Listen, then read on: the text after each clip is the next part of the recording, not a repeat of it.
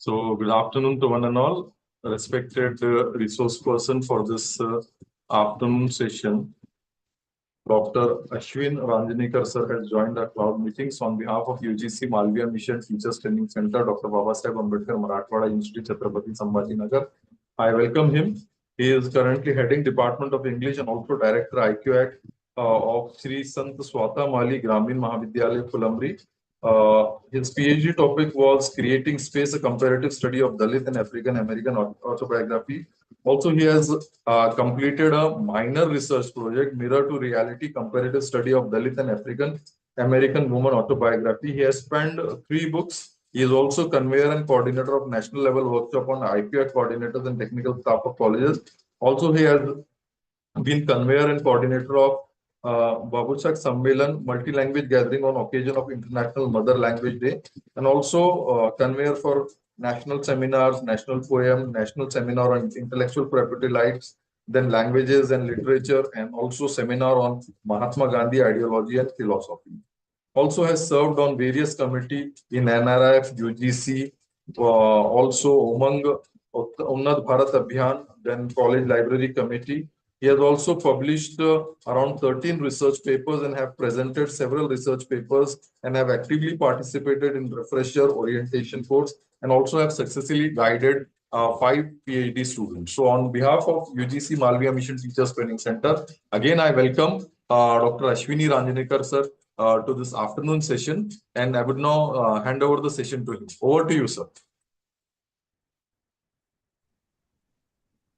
Thank you so much, sir. Am I audible? Yes, sir, you are audible. लेकिन participants के mic हमने mute रखे हैं, sir. वो chat box में पूछेंगे आपको कुछ अगर पूछना रहा तो. ठीक है, ओके. और 4 बजे ब्रेक ले सकते हो सर आप in between.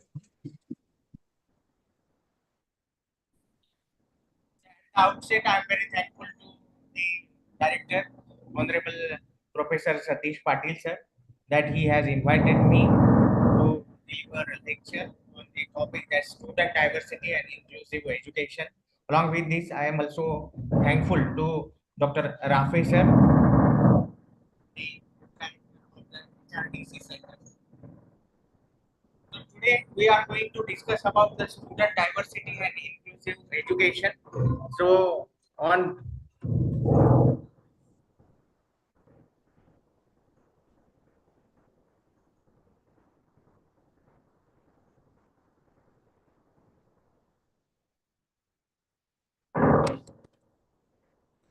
all are engaged in education and teaching field since last 5 years, 10 years or more than that. So according to that, we are providing quality education to the students in our colleges and universities. But here we are going to discuss about the student diversity and inclusive education. No doubt that we have not compromised regarding the quality in providing education to the students in our colleges and universities. So here we are going to discuss about the students' background, from which areas the students they are from colleges and universities, and what is the duty or we can say in a scenario what is the duty for providing the quality education to the students. Friends, first we have to discuss about what exactly the diversity means, and we have to discuss it about the in Indian scenario also. So diversity in a literary terms means differences. The term diversity, when used in discourse related to people or communities or in social context, is more specific, indicates that a group of people is made up of individuals who are different from each other in some way or the other, or it means collective differences among people, that is those differences which mark off one group of people from another. For example, differences in culture, language, gender, appearance, for example, skin color, hair type, lifestyle, social and economic status, family structure, abilities, example, physical, social, creative, and intellectual. Then again, there are differences regarding the values and beliefs. So this is the definition of diversity. So from this we can say that there are number of diversities in our society. When we are talking about the Indian concern, so we are very much familiar with the diversity in India, and we have seen that unity in diversity in Indian context. Why I am going to say that unity in diversity in Indian context, that we have number of religions, cultures, and also along with that we have disparity in the climate in India also. Then diversity in context with Indian culture, then focusing about the diversity, that the word diversity refers to distinctions that separate one group of individuals from another. These differences can take several forms, that is biological, religious, linguistic, or anything else. Diversity means the presence of variety of races, religions, languages, castes, and cultures.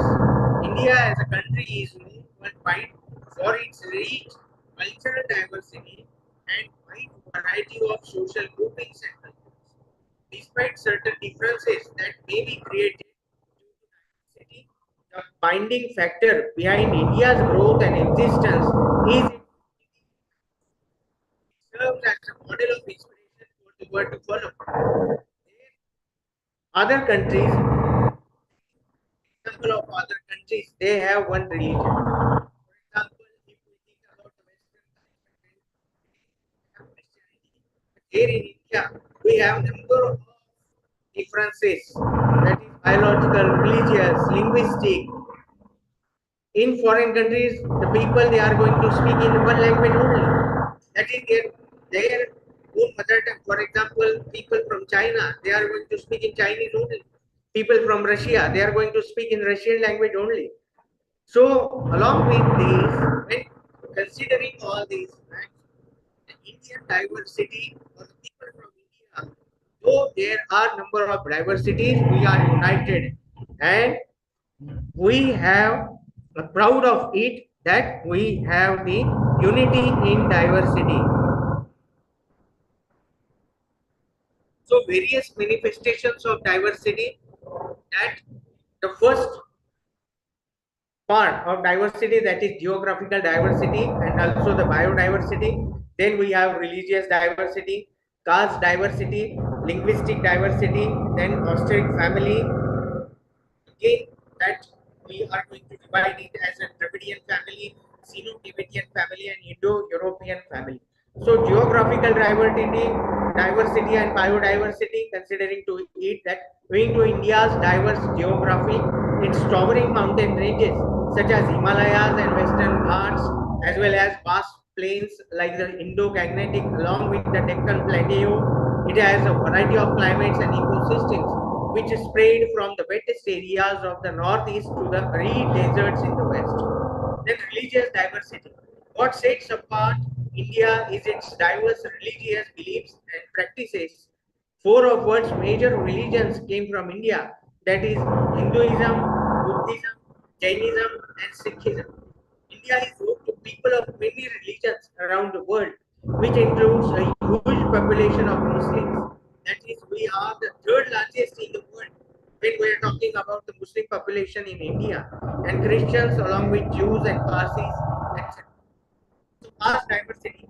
Caste plays a significant role in shaping Indian society. The castes are hierarchically graded in different ways in different regions. The practice of the caste system is not confined to just Hindus, but also among the Muslims, Christians, Sikhs, and other communities present in India. So the caste diversity, the Hindus, they are not only only practicing the caste system, but Muslims, Christians, Sikhs, and other communities, they are also uh, following the caste system. Then we have the linguistic diversity.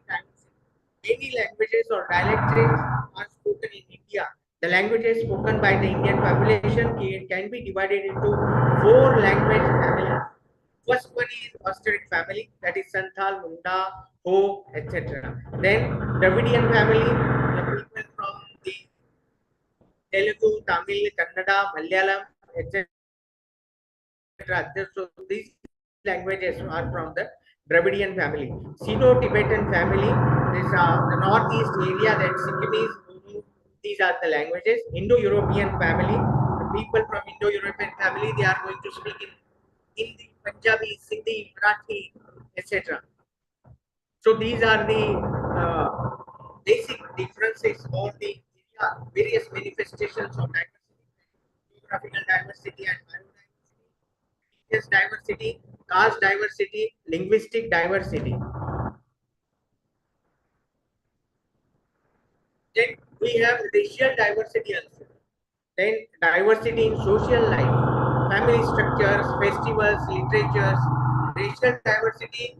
India, with its vast racial diversity and different ethnic and linguistic groups, has a population that is primarily a mixture of the Indo-Aryans, Dravidians, and Mongolites.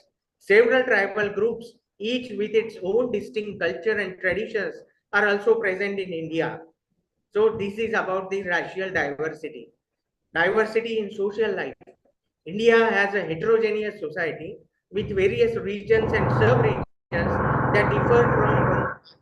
This diversity can be seen in forming realms, that is the family structure, marriage types and rituals, festivals, various cuisines and food habits, clothing and settlement patterns, literature, epics, drama, cinema, and theater. So, along with this, we have the diversity in social right that we have discussed.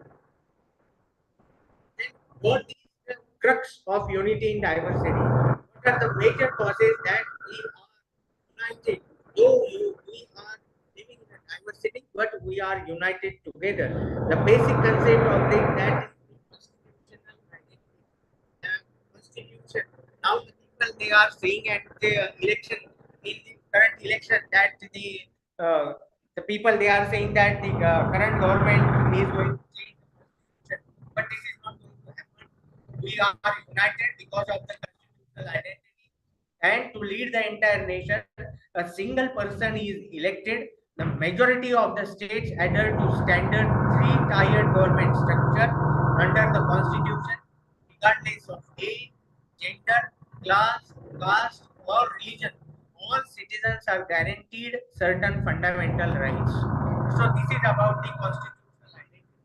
Each one has equal rights.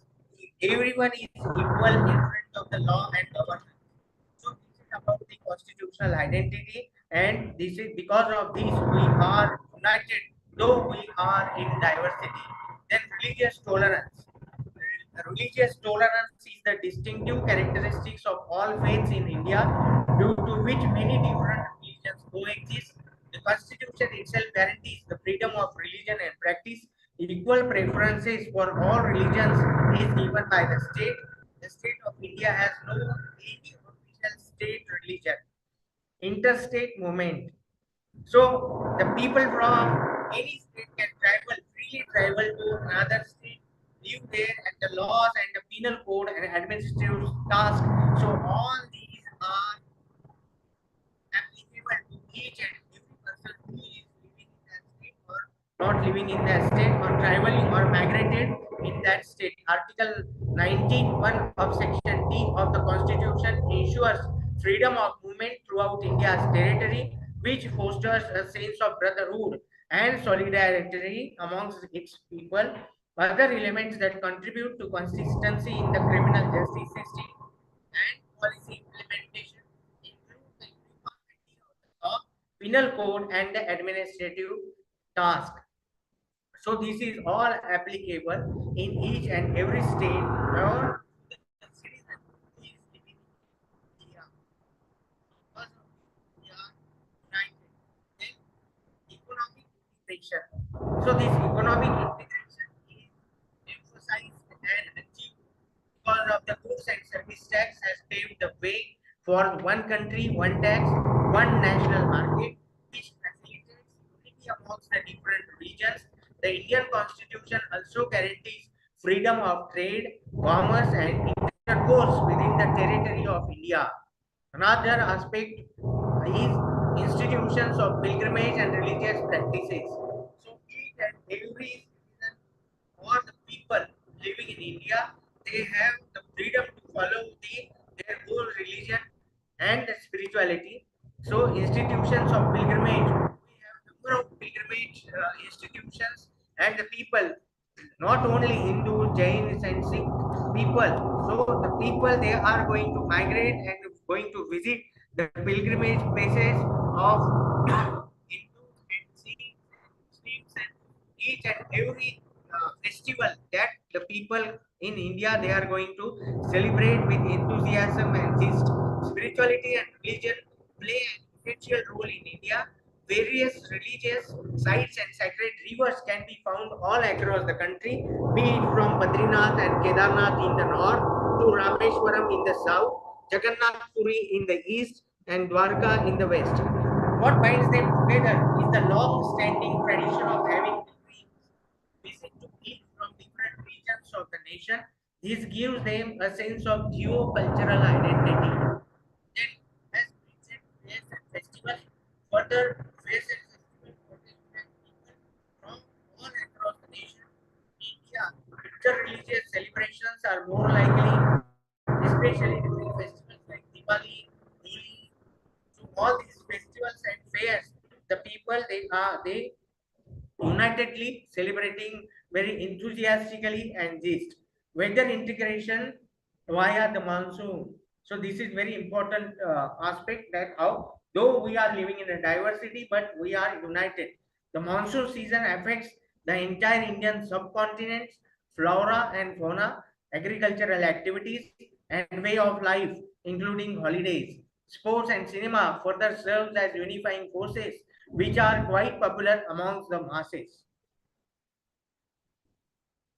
Then regionalism occurs when the interest of a certain region, or so along with this, when we are going to say that we are united, there are number of reasons that we can say that there is a threat to this unitism or unity in diversity. So what are those traits, what are the causes that we have to consider when we are going to say that these are the threats to unity? That the regionalism occurs when the interest of certain region or regions are favored over those of the nation. This may have negative effect on national or integration, as regional demands may lead to problem in the law and order situation. Polarizing politics. Politicians, in order to garner votes, support and attention from time to time, occasionally group descriptive identities like caste, religion, etc., creating violence and feelings of distrust and suspicion amongst minorities is part of polarizing politics. Unbalanced development.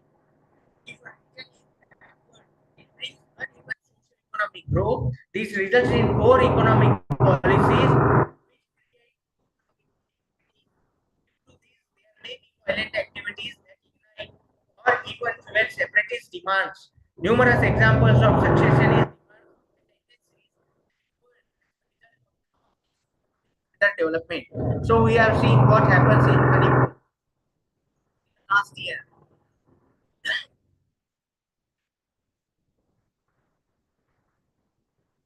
Ethnic diversity and nativism. Ethnic diversity from the time to time results in conflicts between various ethnic groups due to several reasons, like a lack of employment opportunities, a lack of resources, and threats to identity. For example, Bodos and Muslim speaking in Bengalis frequently fight in Assam. The son of the soil of the idea, which leads people to their birthplace, bestows upon certain advantages, privileges, duties, and obligations that may not be applicable to others, serves to emphasize these. So, this is because of this ethnic diversity and nativism, there is a threat to the unity in diversity. Then, geographic isolation. Isolation results in separatist thinking and problems of identity. Geographically, the Northeast is separated from the rest of India by a small passageway known as the Siliguri Corridor, which is also called as the chicken snake. This area is less developed economically than the rest of the nation, and it also has poor infrastructure. Because of these, various incidents of separatist and cross-border terrorism happen. Inter-religious disputes. not only creates rifts between two communities by showing seeds of distrust and fear, but they also damage the nation's secular fabric. Conflicts between states may cause feelings of regionalism to intensify. This further impacts interstate commerce and communication. For example, in Karnataka, Tamil Kaveri River dispute, and again we have seen in the last year that there is the linguistic dispute in between the states and that Karnataka Maharashtra border. There we are seeing that linguistic dispute, and again due to the water scarcity, the people from the Nashik, they are not going to send the water to the people from people of Marathwada. So that is also happening there. Then external influences such as foreign organizations, terrorist organizations, and extremist groups can occasionally spread violence and foster feelings of succession. For instance, the Inter-Service Intelligence (ISI) is alleged to have supported and trained Mujahideens to fight Jammu and Kashmir, which incites separatist sentiments amongst the local. So these are the some of the aspects that are we have to consider when we are talking about the uh, threats to this our unity in diversity. The feeling of togetherness and standing united despite various differences is what makes a civilization survive. The same is true for India. While internal strifes and conflicts do create ripples in society, the reason behind India's existence and growth to date lies in its spirit of unity and diversity. The prevalence of diversity, which leads to unity, has helped India in several ways. First one is national integration, then global recognition, peaceful coexistence, economic growth, tolerance and social cohesion, and innovation. So national integration, despite we have various cultures, religions, and social differences amongst each other, feelings of harmony and brotherhood are installed due to unity in diversity. Then we have global recognition. A country highly diverse like India remains united because of its growth and attains recognition at the global level. India serves as an example for the world to follow. So yesterday there is the World Environment Conference going to be held at Kochi, and in that conference also India has pointed out that the Antarctica is the space where no any nation is going to interfere. We all the nations have to preserve and protect the Antarctica region so that the climate and the nature or the earth can be saved.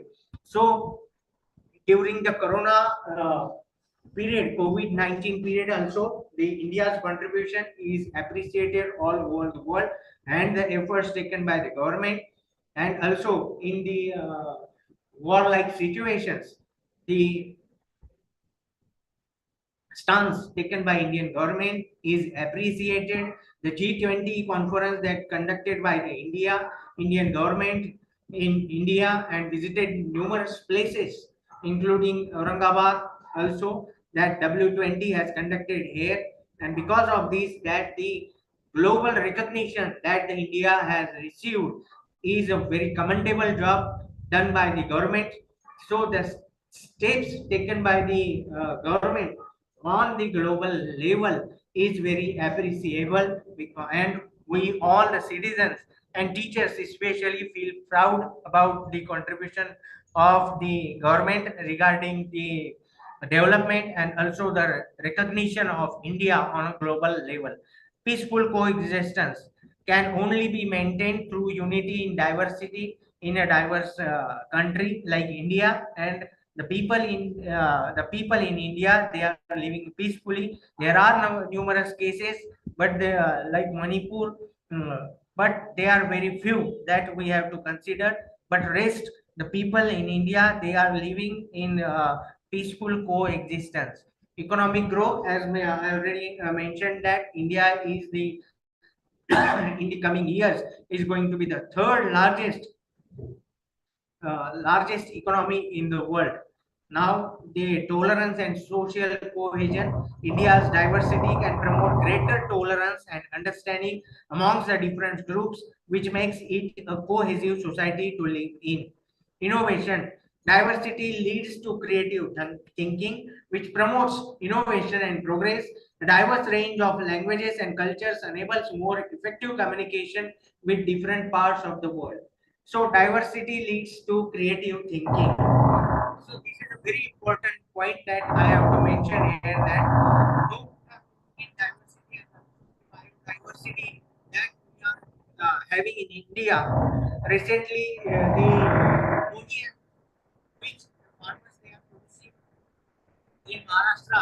Now the people from Uttar Pradesh, Punjab, they are borrowing our seeds of onions from Maharashtra, and now they are cultivating the highest crop of the onions in Punjab and Uttar Pradesh.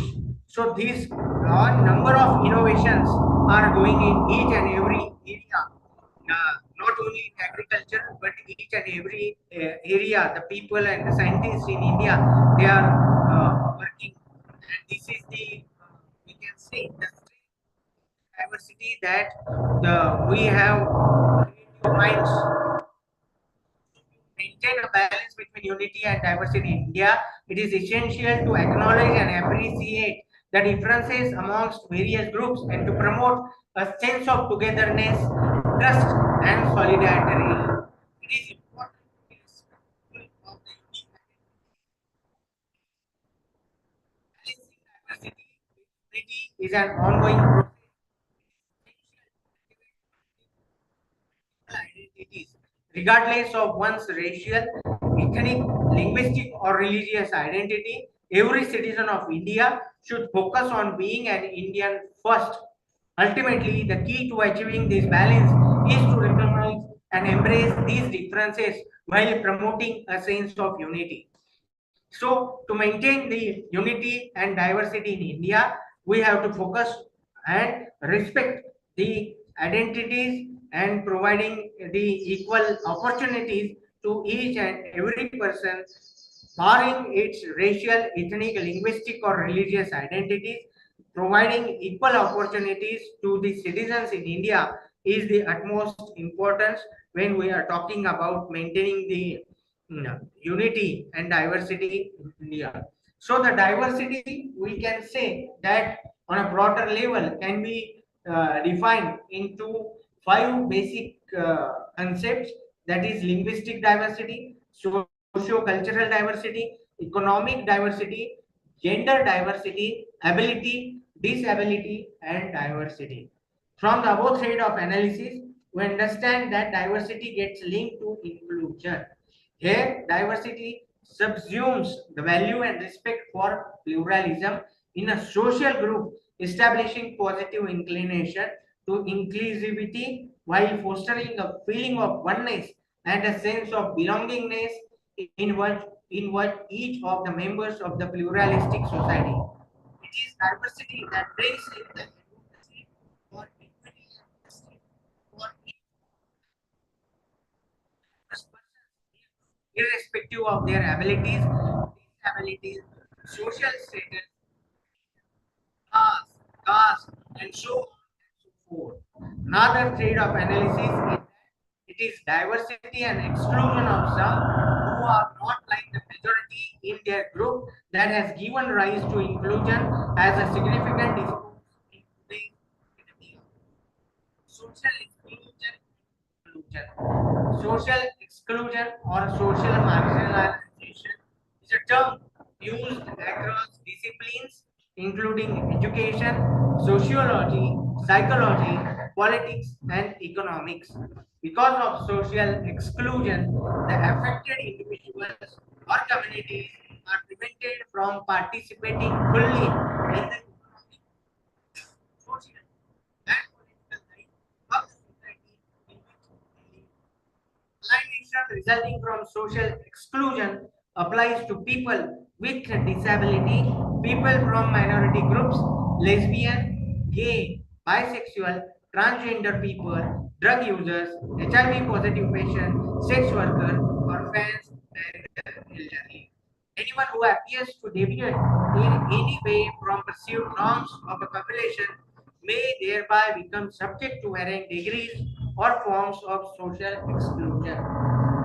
So these are the areas, or we can say, the people from these minority groups like lesbian, gay, bisexual, transgender people, drug users, HIV positive patients, sex workers, orphans, and the elderly, they are going to be excluded in the society. And this we can say about the people, elderly people. Now the problem of elderly people that is increasing or growing day by day. Now recently the Marathi movie talks about the problem of elderly people, how the people they are not going to look after the parents or the wards, they are not going to look after to their parents, and the problems are going in the society. So this is social exclusion.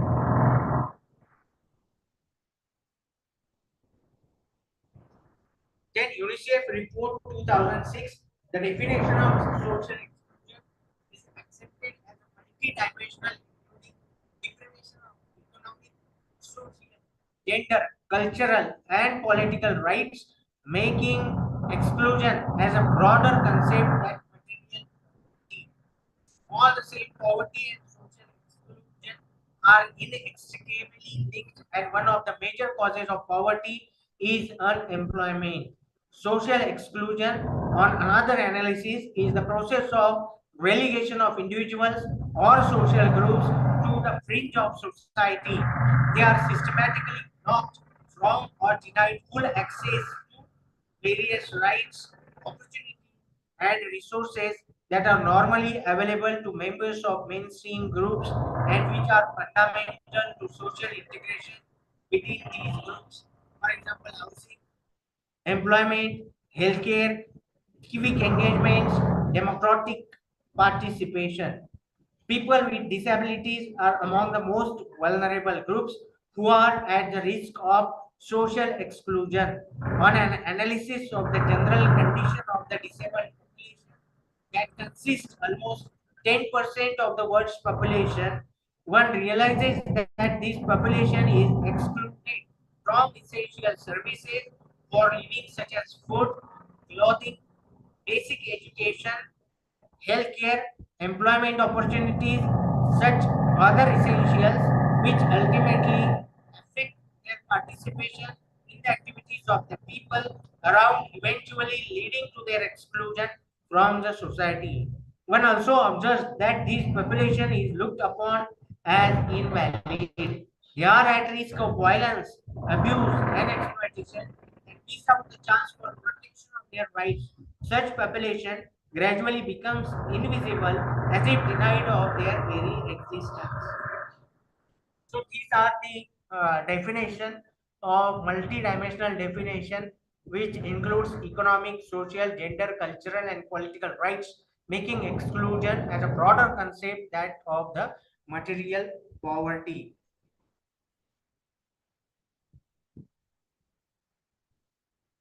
At the core of most definitions of social inclusion lies the concept of full participation in all aspects of life. While exclusion refers to the condition that happen. So we have seen that what is depriving the people from their rights, that we are going to deprive the people from their basic rights because of their caste, culture, religion, and economic disparity. That is also there. Economic imbalance is also there. So, the various exclusions, social exclusion, causes of social exclusion that we have seen. Now, what is social inclusion? Participation is most significant as it denotes an active involvement in the process, not merely having access to society's activities, but engaging in them and building and maintaining a social network. Participation also creates a sense of responsibility towards others, a community, or an institution, and influences decisions or enables individuals to have access to the decision making processes. Social inclusion refers to a process by which efforts are made to ensure equal opportunities for all, regardless of their background, be it money, class, ethnicity, gender, race, or whatever the index of diversity be, to enable full and active participation in all aspects of life, including civic, social, economic, and political activities, as well as participation in decision making processes. So, these we have to participate, we have to encourage the participation of the students from all the sectors, as mentioned, that regardless of their background, regardless of class, then uh, on the ethnicity, regardless of gender, race, or whatever the index of diversity, that we have to bar them and we have to make them participate in various types of activities. Social inclusion can be approached as a goal and objective in the process. Each process affects almost all societal activities and should therefore be approached from various dimensions. If a society is inclusive, it means that it understands, accepts, and respects diversity. It not only recognizes diversity but also embodies it so that each member of the diverse society can achieve their full potential in life. Such societal conditions instill in each member a sense of belonging to the community and society at large. Exclusion, conversely, is a process and a state resulting in lack of access to full participation in mainstream society.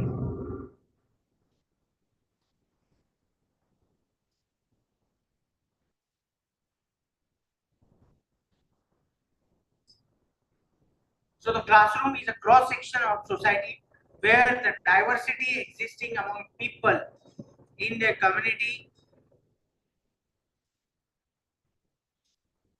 is reflected.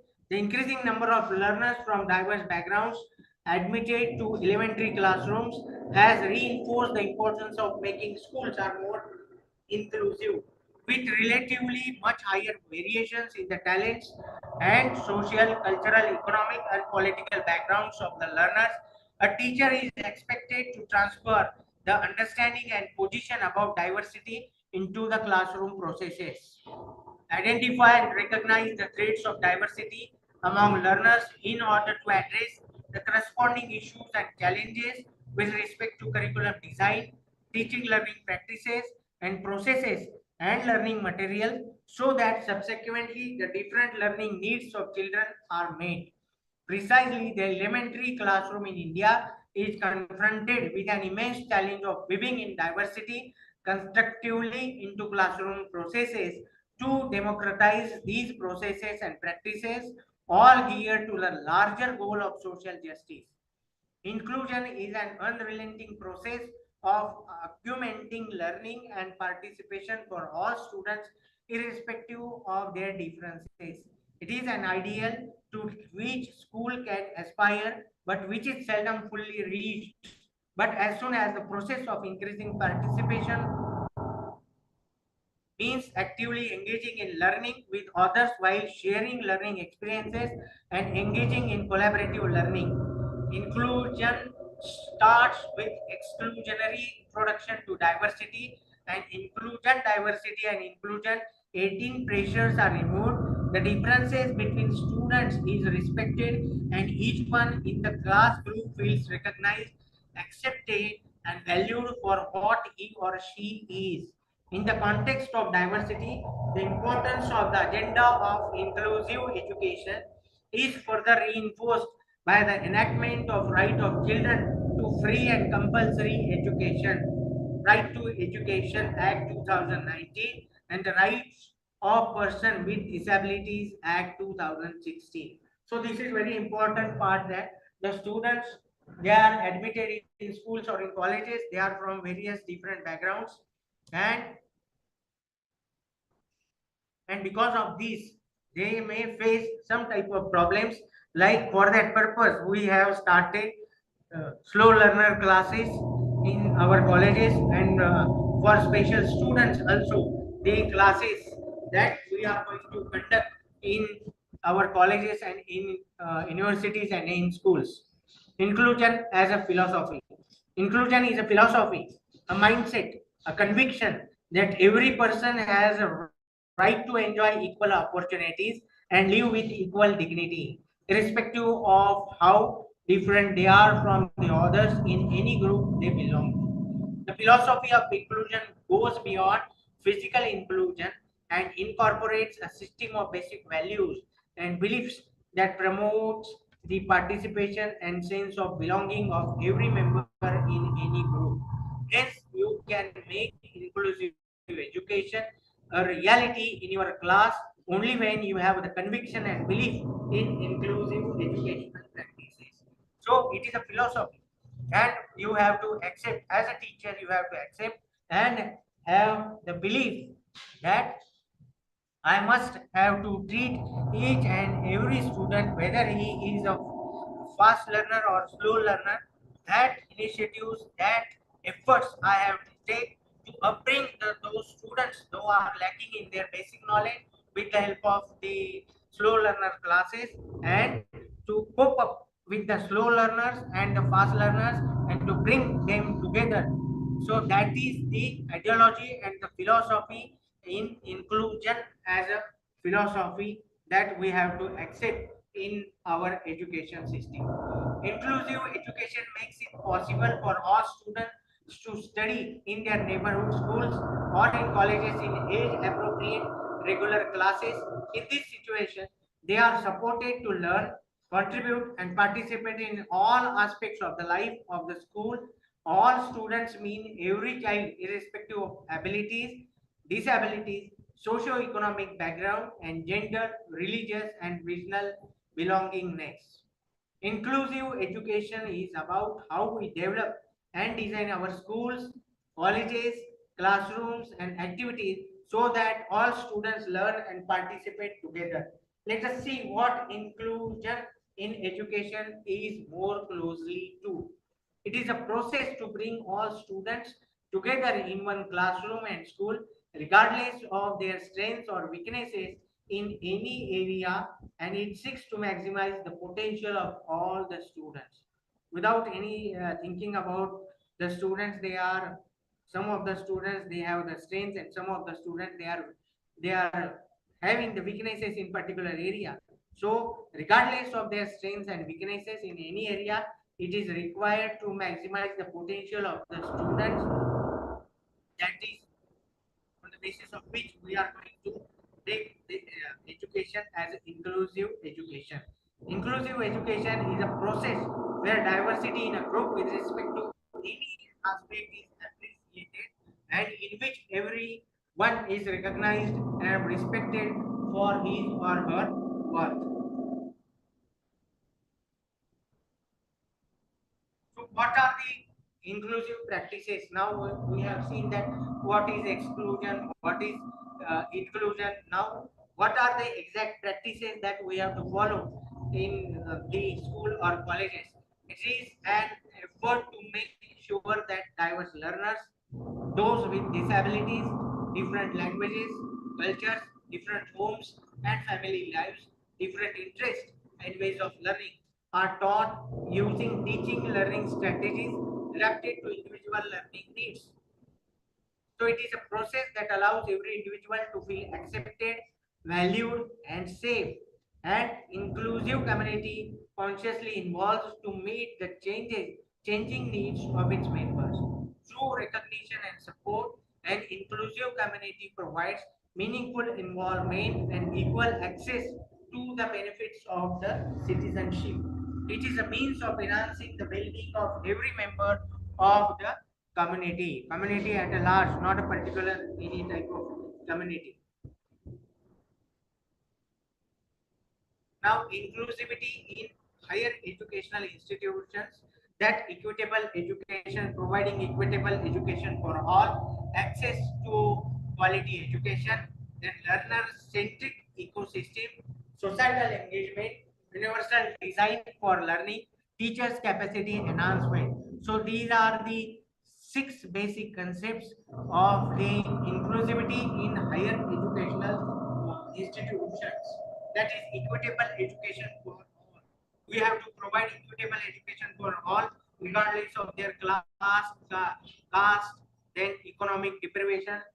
For that purpose, we have the number of scholarship schemes, access to quality education, the quality infrastructure that the educational institute has to be provided to the students, though it is located in rural area or located in the urban area.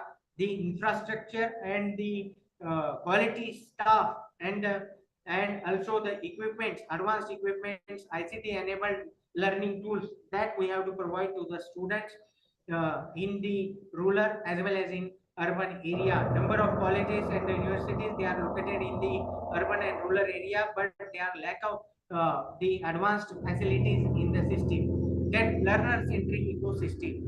The student is the basic concept, and we can say the soul of the education system.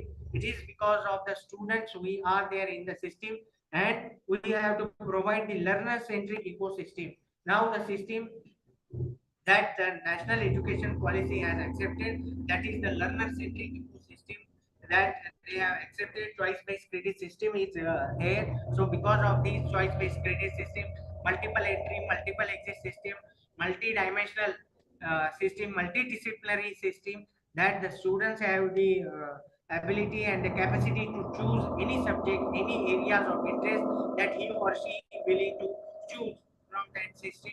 This is the learner-centric ecosystem. Societal engagement. Now, what happens that in earlier education system, that the society is at par.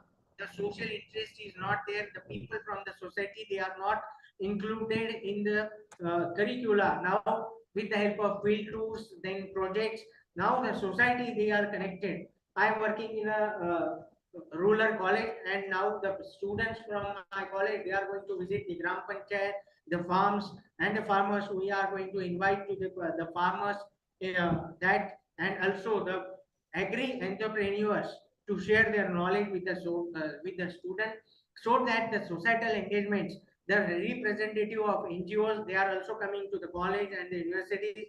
And also we have the committees, that is the college development committee and also the internal quality assurance committee. There is also the provision of societal engagement, the representative of the society, the representative from the NGO, that we are going to engage in the management, so that their representation and their active participation in the college and in the education system plays an important role. The now the project work and also the uh, we can say on-job training facility is provided in this 4-year degree course. So because of this, the local entrepreneurs, they are also there on college development representative. They are also representing on the college development committee, and because of this, that facilitation of students on-job training and also the apprenticeship is going to happen because of this societal engagement. Universal design for learning. Now the national education policy that has accepted, and from the current year, that is 2024-25, we are going to implement this 4-year degree course, and this is on the design of universal design for learning that we have accepted. And now this is a very welcome change, that we are now having the universal design for learning. That is, we are with this implementation of national education policy 2020, we are going to nurture various capacities among the students, that is critical thinking, problem solving, then using of advanced technologies. Because of these, the students, they are going to have the multifaceted personality. Along with this, we are going to have the holistic development of the students with liberal arts as the subject, which is included in the syllabi of the students. So this is about the universal design for learning. In United States of America, now liberal arts is on have achieved a great success, that the students, they are having the multifaceted personality because of the liberal arts. The students from engineering, the students from we can say medical, they are have the opportunity to learn the music, then drama. So all these interests of the students. So learner-centric ecosystem along with the universal design for learning that can be achieved through these new curricula, through this new pattern of education, that is National Education Policy 2020. Then teachers capacity enhancement. So for the teachers capacity enhancement, we have the Madan Mohan mission, Madan Mohan Malviya mission for higher education, then HRDC center, and also we have from the current year we are going to start the 4-year B.Ed course, and number of courses that are orientation, refresher, faculty development programs are running nowadays for the teachers capacity enhancement. Along with that, we have the facility of participation in seminar, conferences, workshops. Along with this, the UGC is going to provide the financial aid to attend the various conferences, seminars in abroad also. That is the travel grant scheme is also there. And the research projects that the postdoctoral research that can be also undertaken by the faculty members. Then research projects are also there, ICSSR, then IHSSR, then DST, and all the science related projects can be done with the help of various funding agencies by government, non-government, and also the societal engagement that the companies, they are going to provide those facilities. Incubation centers are also there for that purpose. Then in learner centric ecosystem, we have that incubation centers and startup policy that the government has initiated in 2019, that is National Innovation and Startup Policy. So number of students here in Dr. Babasaheb Ambedkar Marathwada University. Also we have the Bajaj Incubation Center, that the and number of startups, they are working in these incubation center. So teachers, so these are the 6 areas that we have to focus. Then diversity and linking it to inclusion. So how this diversity that we have to link to the inclusion, that celebration of diversity, we have to celebrate the diversity. And here in India we are going to celebrate the diversity in the forms of various types of rituals and festivals, that the people from all the religions and all the castes, they are going to unite and celebrate the various festivals and rituals very enthusiastically. Access for quality education for all. Now we have to provide the quality education, cultural, regional, and linguistic sensitivity, that we have to must appreciate and must follow various cultural, regional, and linguistic sensitivity. We have to respect the opinions and the cuisines and also the people, their belongings and their likings, enabling diversity to flourish. Then visual handling and a holistic and comprehensive approach that we have to accept in when we are going to speak about the diversity. So summarizing now the diversity, then we are moving towards what is the national education policy focuses regarding all these areas of diversity. That disability is a diversity classification that transcends all other indices like class, caste, race, religion, language, etc. It represents the only minority group that anyone can become a member anytime in life. Disability is an inescapable element of human experience. It is so first in the sense that worldwide an enormous number of people have disability or disability.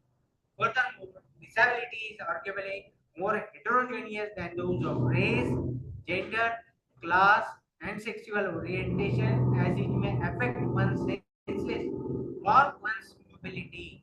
They may be static or progressive, congenital or acquired, body form related, affecting the shape of the body, or functional, visible or invisible. For people with disability and other attributes that make them distinct from the mainstream, disability becomes their master label. They are primarily identifying characteristics overlooking the others.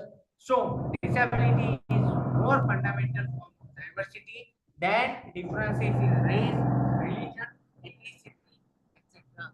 So disability is that we have to consider that it is very different aspect from the diversity. So disability is much more deeper as social distinction as compared to race, gender, class, sexual orientation that we have to consider, and we have to provide the equal opportunity to all the sections of the society in the education system. Social inclusion. At the core of analysis of social inclusion lies the concept of full participation in all aspects of life, while exclusion refers to the condition that hamper inclusion. Then, social exclusion is the process of relegation of individuals or social groups to the fringe of society. They are systematically denied full access to the various rights, opportunities, and resources that are normally available to the members of mainstream groups and which are fundamental to social integration within these groups.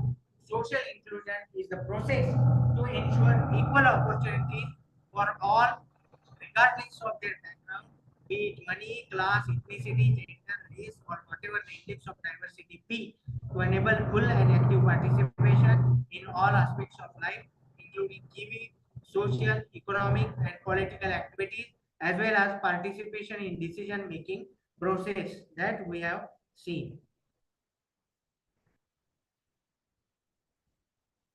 Now, we have seen about the diversity and social exclusion and social inclusion, and according to these aspects, actually what the NEP 2020 focuses about the students diversity and their inclusion in education system.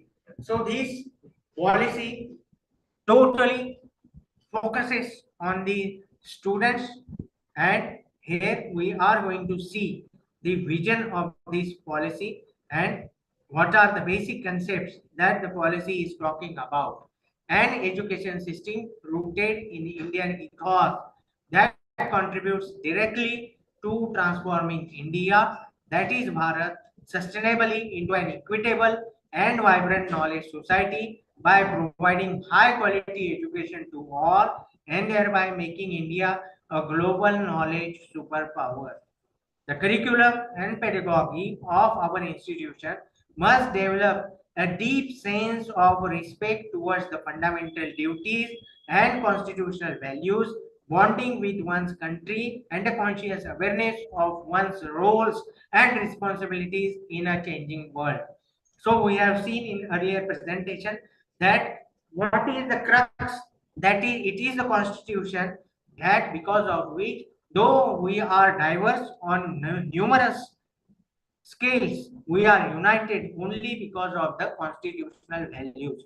So we have to imbibe the constitutional values among the budding citizens of India, and that is the vision of this NEP 2020, to instill a deep rooted pride in being Indian, not only in thought but also in spirit, intellect, and deed, as well as to develop knowledge, skills, values, and dispositions that support responsible commitment to human rights, sustainable development, and living and global well-being, thereby reflecting a truly global citizens. So this is the vision that the policy focuses on. Now, the salient features of NEP: recognizing, identifying, and fostering the unique capabilities of each student by sensitizing teachers as well as parents to promote each student's holistic development in both academic and non-academic spheres. So we have to develop the students in academic as well as on non-academic spheres also, according to the highest priority to achieving foundational literacy and numeracy by all students by grade 3. Flexibility so that learners have the ability to choose their learning trajectories and programs and thereby choose their own paths in life according to their talents and interests. So now what is happening in current situation that I am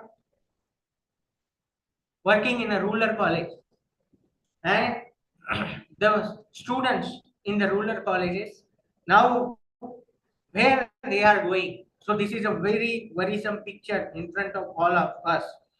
Though you are located in rural area or in urban area, what the students are now engaged in, they either they want to go for medical, they want to go for engineering, these two major areas, and third one that is they want to go for the army and police training. Number of institutions are going to incorporate in today also regarding these training institutions. So though there is a flexibility that the learners have the ability to choose their learning trajectories and programs and thereby choose their own paths in life according to their talents and interests. No hard separations between arts and sciences, between curriculum and extracurricular activities, between vocational and academic streams, etc., in order to eliminate harmful hierarchies among and silos between different areas of learning. There should not be any type of separation. There should not be any type of bifurcation that this is art and science and this is curricular or extracurricular. All that you have to study unitedly. That is the policy focuses on multidisciplinarity and holistic education across the sciences, social sciences, arts, humanities, and sports for a multidisciplinary world in order to ensure the unity and integrity of all knowledge. So, as mentioned earlier, that the students from engineering and medical, they are free to have the subjects like uh, that is the language, literature, then drama, music, according to their choice. So they are now able to learn the subject. Emphasis on conceptual understanding rather than rote learning and learning for exams. Conceptual understanding that we have to focus on, and the policy also focuses on the same. That now the people are, we are all now the exam oriented. How much marks that the student scores in the examination, according to that the capacity and the ability of the student is decided, whether he is able to cope up or whether he is able to express the knowledge he has gained, that is not considered.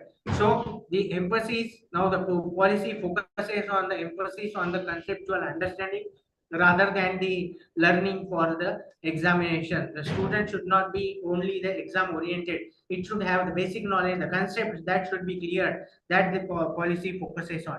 Creativity and critical thinking to encourage logical decision making and innovation. Creativity and critical thinking, that and also the decision making, that capacity should be developed among the students.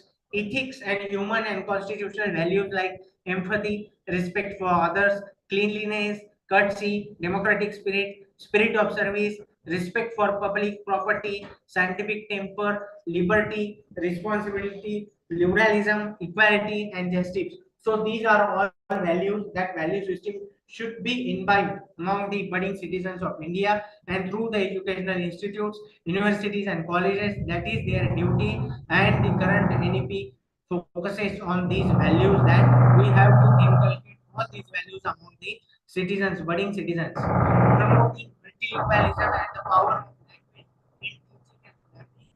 Then, though we are multilingual country, the prior structure was of education was English. Now the students, they have the facility that they have the freedom to choose their mother tongue and also the any Indian language he or she can choose. That is promoting multilingualism and the power of language in teaching and learning. We have seen that now the students from engineering and the medical also, now they are going to take their complete their graduation in their mother tongue and also in the national language, that is the Hindi. The facilities provided by the UGC and the various universities. Life skills such as communication, cooperation, teamwork, and resilience.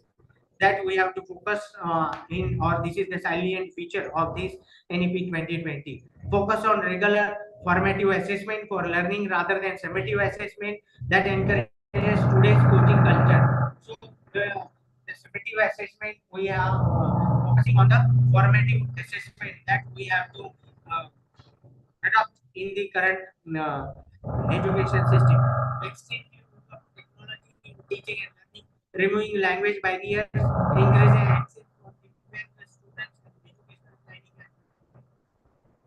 We have to provide the use of advanced technologies, using of audio video tools, then also the blended learning that we have to accept and provide the teaching facility to the different students using various YouTube channels, and who are not able to come in the classroom, in their houses they are going to take the education. So the extensive use of technology in teaching and learning, and also for taking the examinations and also the assessment, we are going to use these technology.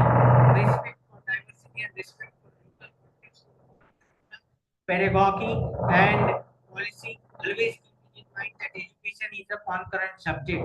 Respect for diversity. So everyone has to respect the diversity and the local.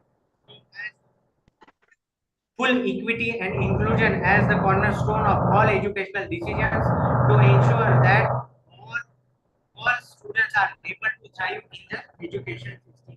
Synergy in curriculum across all levels of education, from early childhood care and education to school education to higher education. There should be a synergy. There should be some common aspects that in school education, now the vocational education is made compulsory. The students from the 8, they are going to have the vocational education. In the college education also, the vocational education, field trips, projects works, that then that is also made compulsory. On job training is also made compulsory for the UG level students also. So the synergy in curriculum across all levels of education, that is from schooling, early childhood care to education, and to school education to higher education, that is to be adopted. Teachers and faculty as the heart of learning process, their recruitment, continuous professional development, positive working environments, and service conditions. So that is also ensured in this national education policy. A light but tight regulatory framework to ensure integrity, transparency, and resource efficiency to the educational system through audit and public disclosure, while encouraging innovation and out of the box ideas through autonomy, good governance, and empowerment. So this policy or is about the light but tight regulatory framework. We have the NAC assessment regulatory bodies. UGC is a regulatory body. University is also a regulatory body. Now the affiliated, as we are in affiliated colleges, the regulatory bodies are then UGC, then government, director of higher education. So all these regulatory bodies are there. So we have to work in the constraint with the frameworks provided by the university. But now the UGC focuses on the innovation and also out of the box ideas, that and that is autonomy and governance and empowerment. Now, as mentioned, that the national innovation and startup policy that focuses on the out of the box idea. The students from the rural areas, they are basically the farmers, and they are have their own food grains in the farms. So they don't have the marketing skills. They are producers. But now the colleges and the faculty from the rural colleges, they are going to help their students in the form of the startups, and develop a company and start the, selling their products, their agricultural goods, so that the students can have faith in education system. And now they are going the dropout rate also that can be curbed. So this is they can be achieved with the help of these out of box ideas, and for that purpose there is a provision of starting incubation and innovation sales in the colleges, like IQAC. The innovation and incubation cell used to promote, motivate the students and the faculty to start their own businesses to be convert them as entrepreneurs, to be provided them as the job givers. So that can be done with the help of these type of opportunities, that is out of box ideas. That outstanding research as a core requisite for outstanding education and development. For outstanding research, the National Research Foundation that is to be founded, that is also mentioned in this National Education Policy 2020. Continuous review of progress based on sustained research and regular assessment by educational experts, a rootedness and pride in India and its rich, diverse, ancient and modern culture and knowledge system and traditions. For that purpose, the Indian knowledge system, that subject is made compulsory for the colleges and universities, so that the people, so that the budding citizens of India come to know about the pride and the glorious heritage of Indian traditions and culture, and what type of people they are thinking about nowadays. What we are going to say, that whatever there is mentioned in our Panchang, the same system is followed by the NASA. Number of situations are there. The zero is invented by Indians, Aryabhatta, and the people now appreciating us. So number of things are there. The traditions, then the archaeology. So number of things are there, that we are all scientific. We have the base of scientific culture in our tradition, that is propagated with the help of Indian knowledge system. Education is a public service. Access to quality education must be considered a basic right of every child. Education is a public service. This is a very important aspect, that education is not a commercial project, it is a public service. It is, and the same is happening in ancient India, that the education or the gurus, they are going to provide the education to the pupils, and the teachers, or the society is going to take care of the teachers. So considering all these things, the education is a public service. Access to quality education must be considered a basic right of every child. So that facility has to be provided by the educational institutes for the welfare and the holistic development of the students. Substantial investment in a strong, vibrant public education system, as well as the encouragement and facilitation of true philanthropic, private and community participation. So, as mentioned in the upper point, that education is a public service, considering that facilitation of true philanthropic, private and community participation. So the public and private participation is important aspect that mentioned here. Now with the help of CSR activities, number of companies, number of business houses, they are provide the financial support to the educational institutes for the welfare, for providing the quality infrastructure, and for providing the quality education to the students in rural as well as in urban area. So that is to be achieved with the help of these private and philanthropic private participation. Quality higher education must aim to develop good, thoughtful, well-rounded, and creative individuals. It must enable an individual to study one or more specialized areas of interest at a deep level, and also develop character, ethical, and constitutional values, intellectual curiosity, scientific temper, creativity, spirit of service, and 21st century capabilities across a range of disciplines, including sciences, social sciences, arts, humanities, languages, as well as professional, technical, and vocational subjects. So now, with this, that the students earlier education system, we are focusing on arts, then sciences, then physical education, then there are numerous branches of education, but here the policy focuses on the quality education. Along with that, the students must have the knowledge of sciences, various disciplines, including sciences, social sciences, arts, humanities, languages, as well as professional, technical, and vocational subjects. So all these facility is to be provided to the students by designing such a type of curricula and adopting a pedagogy, because of which these scientific temper and creativity and spirit of service among the students can be imbibed. A quality higher education must enable personal accomplishment and enlightenment, constructive public engagement, and productive contribution to the society. It must prepare students for more meaningful and satisfying lives and work roles and enable economic independence. So, in earlier education system, that the students they became self-centered. Now, the problem we are facing today, that the previous education system, the number of old houses increasing in the urban areas, these are the pinpointing that we are missing in our education system. The social structure of the society had changed totally because of the education system.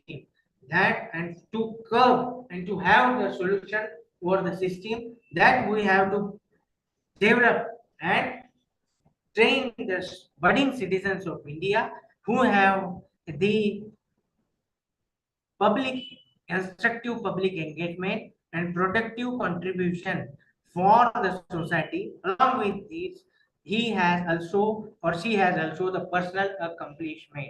The feeling of that gives the students the feeling that I am for the society, I am for the nation on the top priority. So this attitude we have to develop, this philosophy we have to develop among our budding citizens. It must prepare students for more meaningful and satisfying lives and work roles and enable economic independence.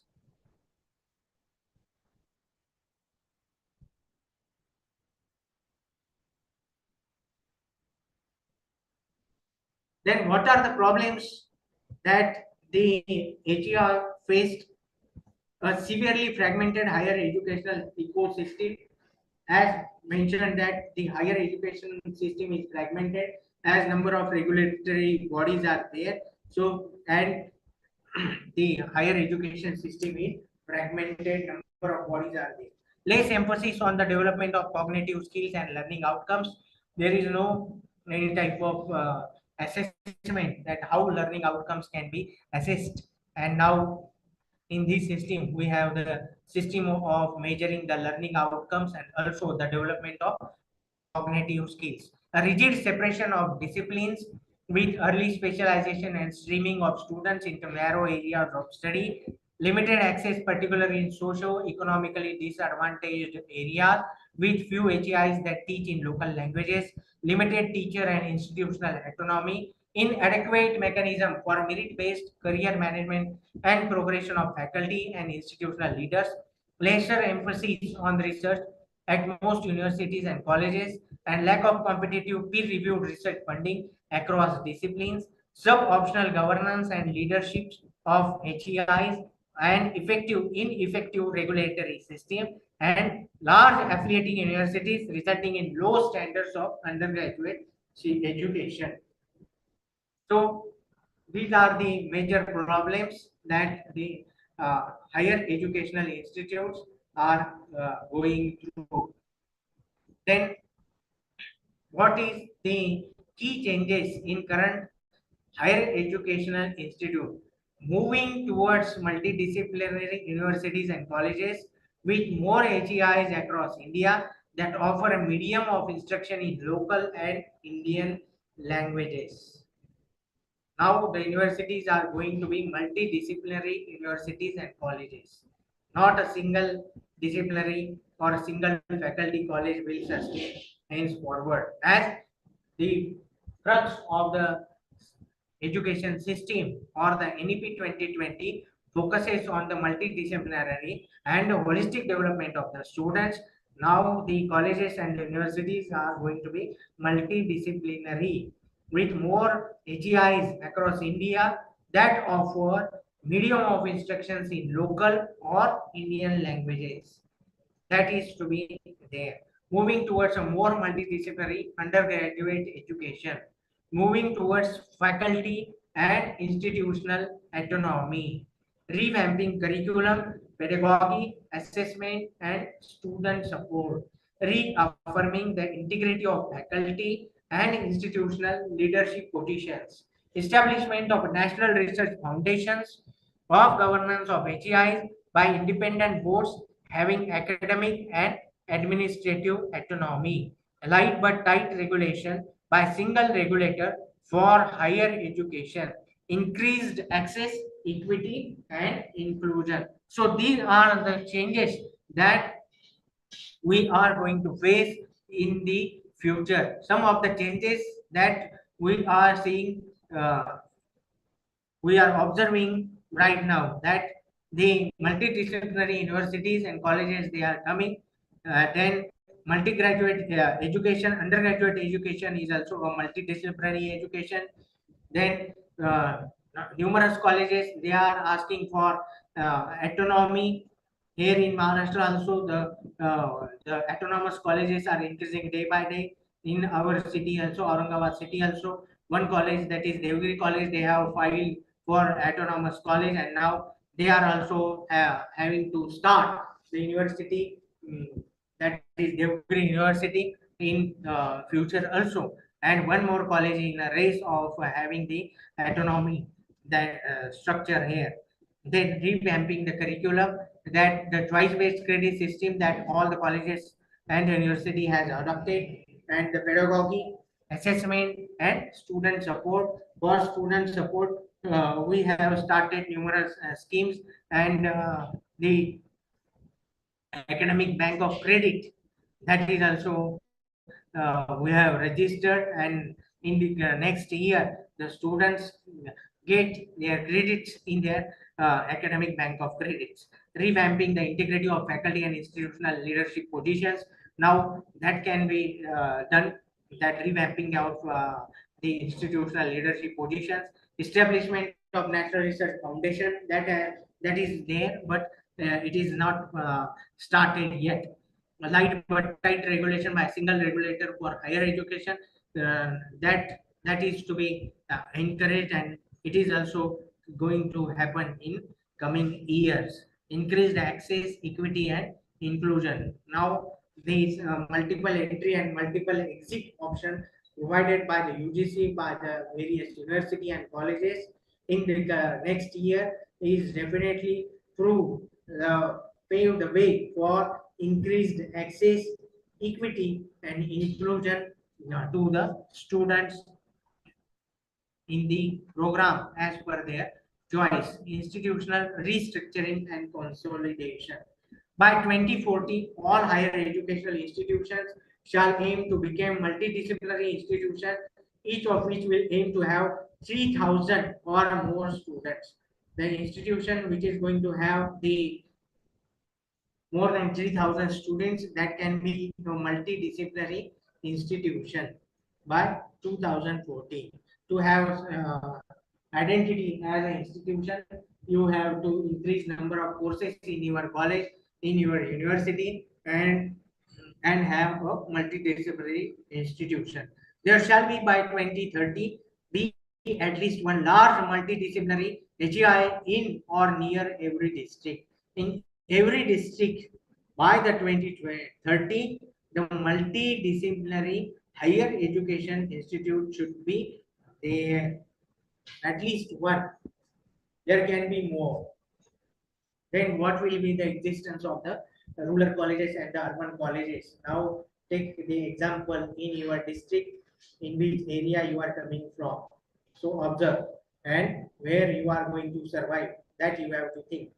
The aim will be to increase the gross enrollment ratio in higher education, including vocational education, from 26.3% in 2018 to 50% by 2035. That changes has to be done. Vocational education gross enrollment ratio, that is the government is focusing on increasing GER in higher education up to 50% by 2035. So for that purpose, PMVKY, that is Pradhan Mantri Kaushal Rozgar Yojana, that the government has started, and the NGOs, now the colleges have also the permission to start such type of vocational courses and provide training to the students. Growth will be in both public and private institutions with a strong emphasis on developing a large number of outstanding public institutions. So the government sector and the private and public sector, both the institutions, they are going to be increasing in coming future. Then a university will mean a multidisciplinary institution of higher learning that offers undergraduate and graduate programs with high quality teaching, research, and community engagement. So community engagement is an important aspect. Now people, what the colleges and the universities, they are doing that, only they are focusing about the colleges, and they now the community engagement, with the help of this community engagement, the participation of the community in the form of entrepreneurs, in the form of NGOs, in the form of social workers. So that is to be assured. Institutional restructuring, that is the definition of university, will thus allow a spectrum of institutions that range from those that place equal emphasis on teaching and research, that is research intensive universities, that either you should go for the multidisciplinary university or go for research intensive university. That status has to be declared by the university. Those that place greater emphasis on teaching but still conduct significant research, that is teaching intensive universities.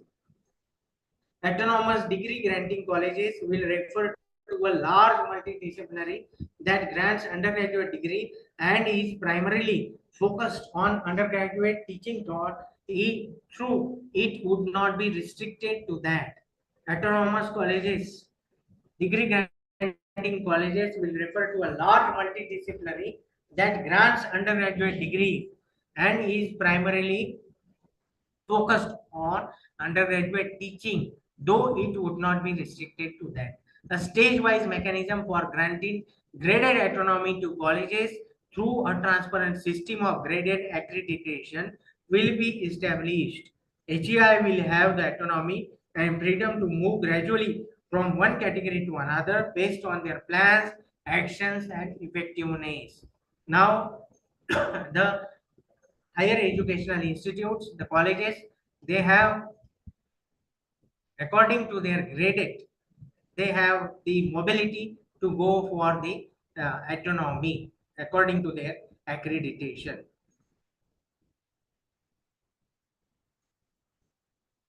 These three broad types of institutions are not in any natural way a rigid exclusionary categorization, but are along the continuum. So, what three categories the NEP focuses about the HEI? The first category, that the HEI will support other HEI in their development, community engagement and service, contribution to various fields of practice, faculty development for the higher education system, and support to school education. A HI from that district is the lead institution, is going to be friendly with other higher education institutes for their development. For that purpose, the UGC has the same scheme of accreditation, that is the Paramarsh scheme. The A plus colleges, they have the scheme that along with that they are going to take the, that is the mentor college, and the mentee colleges, the lower grade colleges, they are the mentee grade colleges, and the non-accredited colleges are the mentee colleges. And with the help of these mentors, they opt for the accreditation from the NEC, and they are going to provide the financial support to those colleges for their upgradation, for providing the training to the faculty, for the capacity building of the faculty, and cultivating their minds for the accreditation process. The Paramarsh scheme is there.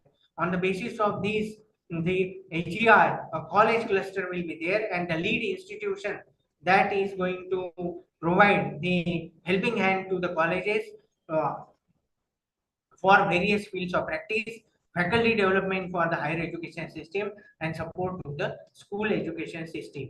Then another institutions will have the option to run as open distance learning, that is ODL, and online programs, provided they are accredited to do so.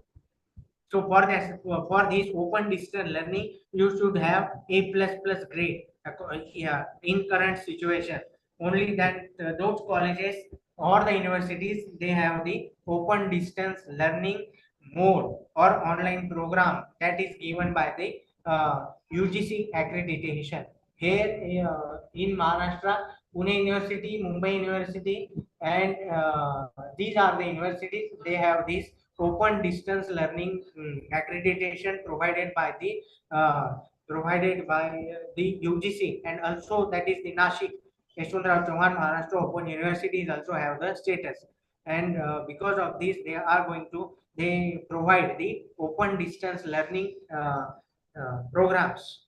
Single stream HEI will be phased out over time, and all will move towards becoming vibrant multidisciplinary institutions or parts of vibrant multidisciplinary HEI clusters. So clustering will be there. Single stream colleges and universities, they are not going to be the single stream colleges. For example, here in Maharashtra, we have the Babasaheb Ambedkar Technological University, which is focusing only about the engineering, pharmaceutical, and professional development courses. So now in future that university has to be multidisciplinary university. So like Dr. Babasaheb Ambedkar Marathwada University, we are focusing on arts, humanities only. But now the university has to be multidisciplinary universities, or the single stream colleges now which are focusing only on arts, they have to become the multidisciplinary colleges, or to become the HEI cluster, and to become a multidisciplinary college as a individual college, the students intake should have, they must have 3,000 students as mentioned earlier in the presentation. Otherwise, they have to be the part of the HEI cluster, higher educational institutions cluster. Then the system of affiliated colleges will be gradually phased out over a period of 15 years through a system of graded autonomy, and to be carried out in a challenge mode. The overall higher education sector will aim to be an integrated higher education system, including professional and vocational education. The present complex nomenclature of HEI in the country, such as deemed to be university, affiliating technical university, unitary university, shall be replaced simply by university on fulfilling the criteria as per norms. So these are the changes, restructuring that is going to happen in the higher education. As mentioned that the holistic and multidisciplinary education has paved a very good way in foreign countries regarding the human development. They have achieved a great success on the basis of that. To match up with the universalization of education, the national education policy has also adopted the same pattern, that is a holistic and multidisciplinary education would aim to develop all capacities of human beings, intellectual, aesthetic, social, physical, emotional, and moral in an integrated manner. Such a holistic education shall be in the long term the approach of all undergraduate programs, including those in professional, technical, and vocational disciplines. So what is happening that the students in professional, technical, and vocational disciplines, they are limited to their discipline only. They are they are lacking in communication skills. They are lacking in moral skills. They are lacking in emotional quotient. They are lacking in the societal quotients. So for that purpose, the system or the policy focuses on a holistic education, including those in professional, technical, and vocational disciplines. Even engineering institutions such as IITs will move towards more holistic and multidisciplinary education with more arts and humanities. Students of arts and humanities will aim to learn more science, and all will make an effort to incorporate more vocational subjects and soft skills. So this is very important. Imaginative and flexible curricular structures will enable creative combinations of disciplines for study and would offer multiple entry and multiple exit points. Multiple entry and multiple exit points. So engineering students such as IITs, now they are also going to have the knowledge of the soft skills, then arts and the subjects in humanities, so that their personality will be holistic, and a multidisciplinary education is provided in all sectors of life, in all sectors of disciplines. Departments in languages, literature, music, philosophy, Indology, art, dance, theater, education, mathematics, statistics, pure and applied sciences, sociology, economics, sports, translation and interpretation, etc. will be established and strengthened at all HEIs. So translation and interpretation and all the departments, that departments in languages, all the subjects or the departments as mentioned in the presentation are very important, and the students, they have the great opportunity to work in the areas. Translation and interpretation is a great area where the students from the languages, they have the bright career opportunities. Music nowadays, what we are seeing, that the concerns and the demand to the music show, and philosophy, the living of life, how one can change the life system. Then psychology is a very changing and challenging area, where now the people thinking about to start their career in the area.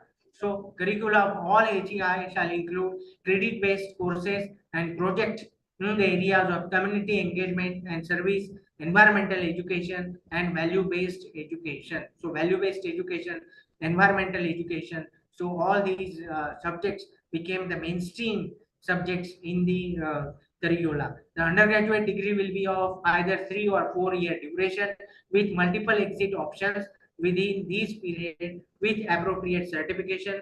Example, a certificate after completing 1 year in a discipline or a field including vocational and professional areas, or a diploma after 2 years of study, or a bachelor's degree after a 3 year program.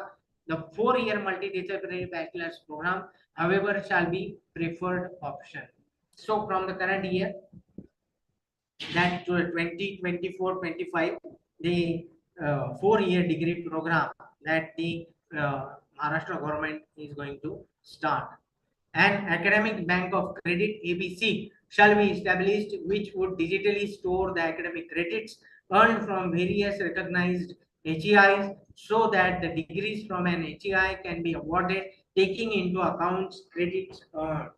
The 4 year program may also lead to a degree with research if the student completes a rigorous research project in their major areas of study as specified by the HER. So this is a flexibility provided by the regulatory authority, that they have to focus on the major areas and the minor areas, and the student who is going to conduct rigorous study with research, then he is going to have the 4 year programs, and the research project is completed, then he is going to award that 4 year program with research degree with research. Model public universities for holistic and multidisciplinary education at par with IITs, IIMs, etc. called MERUs. Model public universities for holistic and multidisciplinary education, that the UGC is going to focus on, for the which are with base of with the IITs and IIMs, Indian Institute of Technologies and Indian Institute of Management. The students, there is a great competition to take admission in IITs, IIMs, and ISERs. But now with this incorporation of these model public universities, that is MERUs, multidisciplinary education and research universities, the student will take admission and have the bright career opportunities from these colleges and from these universities. Also, the highest way to attain the highest global standards in quality education. HEIs will focus on research and innovation by setting up startup incubation centers, technology development centers, centers in frontier areas of research, greater industry academic linkage, and interdisciplinary research, including humanities and social sciences research. Now the research committee is working in the college, but now the research committee focuses only on the research that is to be done in the faculty only, but there is no any type of such type of academic linkage, industry academic linkage. So going above the level of that faculty, that we have to focus on industry academic linkage. That flexibility is provided by this NEP 2020. Interdisciplinary research, including humanities and social sciences research, that has to be set up. As mentioned earlier, that the startup incubation centers and technology development centers should be started in the higher educational institutes to provide, to motivate the students in rural and urban areas to start their own businesses, to start with their own ideas, and that can be done with the help of the incubation and technology development centers. Institutions and faculty will have that autonomy to innovate on matters of curriculum, pedagogy, and assessment within a broad framework of higher education qualification. Higher education qualification has declared a broad framework, and according to that, the student at the colleges, affiliating colleges or the universities, they have the liberty, they have the freedom to change their curriculum, pedagogy, and assessment. Like the Lok Vidya scheme is also the Lok Vidya, that is also mentioned in the national education policy regarding the utilization of the knowledge, that is the aboriginal knowledge of the people, the local artisans in the curriculum, that the students can be trained. One of the person in my knowledge has developed the Kathaputali, and for that purpose, they from he is from the Brahmanpur, and for that purpose, he has received the Padma Shri award. That the business has grown up along with the local school, has marketed these products, and they have earned lot of money, and the local people, they have earned the great business. So this is done with the help of the school and social commitment, social engagement, the education and social engagement that the school has contributed for the development of the local people and the society. So the institution has the autonomy to innovate in the matters of curriculum, pedagogy, and assessment within a broad framework of higher educational qualification. All assessment systems shall also be decided by the HEIs, including those that lead to final certification. The choice-based credit system will be revised for instilling innovation and flexibility. So all the assessment system, the institution or the higher educational institution has the flexibility that according to their local needs and according to their needs, they can make changes in the choice-based credit system, and also the assessment uh, system that can be obtained and changed. HEI shall move to a criteria-based grading system that assesses students' achievement based on learning goals for each program. HEI shall also move away from high-stakes examination towards more continuous and comprehensive evaluation. Now it is the liberty provided by the regulatory authority to the higher educational institute to conduct the examination and adapt the assessment pattern, so that their way towards the autonomy can be smooth, in a smooth direction. So that is the reason behind providing the freedom to the higher educational institution. Each institution will integrate its academic plans ranging from curriculum improvement to quality of classroom transaction into its larger institutional development plan. So this is the environment provided for the students, supporting students. So what is that? That is the institutional development. Recently, the UGC has also issued the draft that how to develop institutional development plan.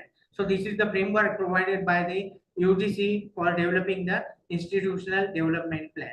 And each and every institute must have the institutional development plan focusing on the infrastructure development, quality education, and also the various facilities to support the students and development of the student, starting new courses and converting the institution as an autonomous institute, and also have the flexibility in their curriculum and designing of their pedagogy. High quality support centers and professional academic and career counseling will be made available to all students. Norms, standards, and guidelines for systemic development, regulation, and accreditation of open distance learning will be prepared, and a framework for quality of open distance learning that will be recommendatory for all ACIs will be developed. So open distance learning, blended learning should be adopted as number of students they are not able to attend the colleges regularly and engage the classes on regular basis. So for that purpose, the blended learning should be adopted. The students who are not able to attend the classes on regular basis, they have the freedom to accept the open distance learning method. All programs, courses, curricula, and pedagogy across subjects, including those in class, online, and in ODL modes, as well as student support, will aim to achieve global standards of quality. So, this is all regarding the providing better environment to support the students in the changing scenario. Plenty of opportunities for participation in sports, culture, arts clubs, eco clubs, activity clubs, community service projects, etc. In every educational institution, there shall be counseling system for handling stress and emotional adjustments, increasing hostel facilities as needed, and all AGI will ensure quality medical facilities for all students in their institutions. So what is there in the colleges? Now, very few colleges they have the medical facilities for their students in the colleges, in rural and in urban colleges. What we are going to provide that a first aid box is there in the college only, but there is no any type of medication facility. No doctor is available for the students. What the faculty and the management is asking that the on-call doctor medical facility is available. So this is not the way that the quality medical facilities are provided to the students in colleges in rural and urban areas and in some universities also. Increasing hostel facilities. Here in hostel facilities, what we are going to provide that number of students are increasing. They from the rural colleges, the students are migrating to urban colleges for getting better education, but the colleges they don't have the hostel facility. In the university also the hostel facility, the lack of hostel facility and the is available. So the students they are lacking the and they are unable to get the accommodation in the hostels. Then in every education institute, there shall be counseling system for handling stress and emotional adjustments. So it is recommended that a mentor-mentee system should be followed, but it is just only on paper. No psychiatrist or a person who is a counselor is appointed in any type of educational institution in rural or in urban area, in my opinion. So that student support and participation, that care have to be taken in participation in sports, culture, arts clubs, eco clubs, activity clubs, community service projects, sports. Number of students are participating in sports, but what is the scenario in rural area? How many colleges they have their own grounds, developed grounds, whether the students from the vicinity of that college or the society they are engaging in the grounds, how many students they are engaging, whether you are going to provide the support or motivating the local art, for example archery, for example mallakhamb. So all that needs to be considered. Culture, arts clubs, then film society, how many colleges they have film clubs in the colleges, activity clubs, community service projects, that students now they are have their number of capacities, but the teachers and the college infrastructure is lacking to provide the facilities to the students. Now it is a duty of the institution and the faculty to provide number of opportunities, number of areas where they can excel in their life with the help of all these clubs, NCC, NSS. So these are the two major clubs or the activities through which the students can be flourished or have the holistic development in their life. Efforts will be made to incentivize the merit of students belonging to SC, ST, OBC, and other SEDGS. Private HEIs will be encouraged to offer large numbers of free ships and scholarships to their students. So the government is there to provide scholarship to the students and also the economically weaker sections of the society. But what about the local faculty? The faculty, they have the scholarship scheme along with their own contribution. They are going to provide the scholarship to the students who are unable to attend the college or who are unable to have the lack of transportation facilities to reach to the college, or who are deprived from taking admissions because of the hostel facility, improper hostel facility. So adoption of student that can be done with the in the mentor and mentee facility. Quality education and inclusion in higher education. So there are two stages that can be done. One is steps to be taken by the government and other steps to be taken by the colleges. So what are the steps taken by the government for the higher education?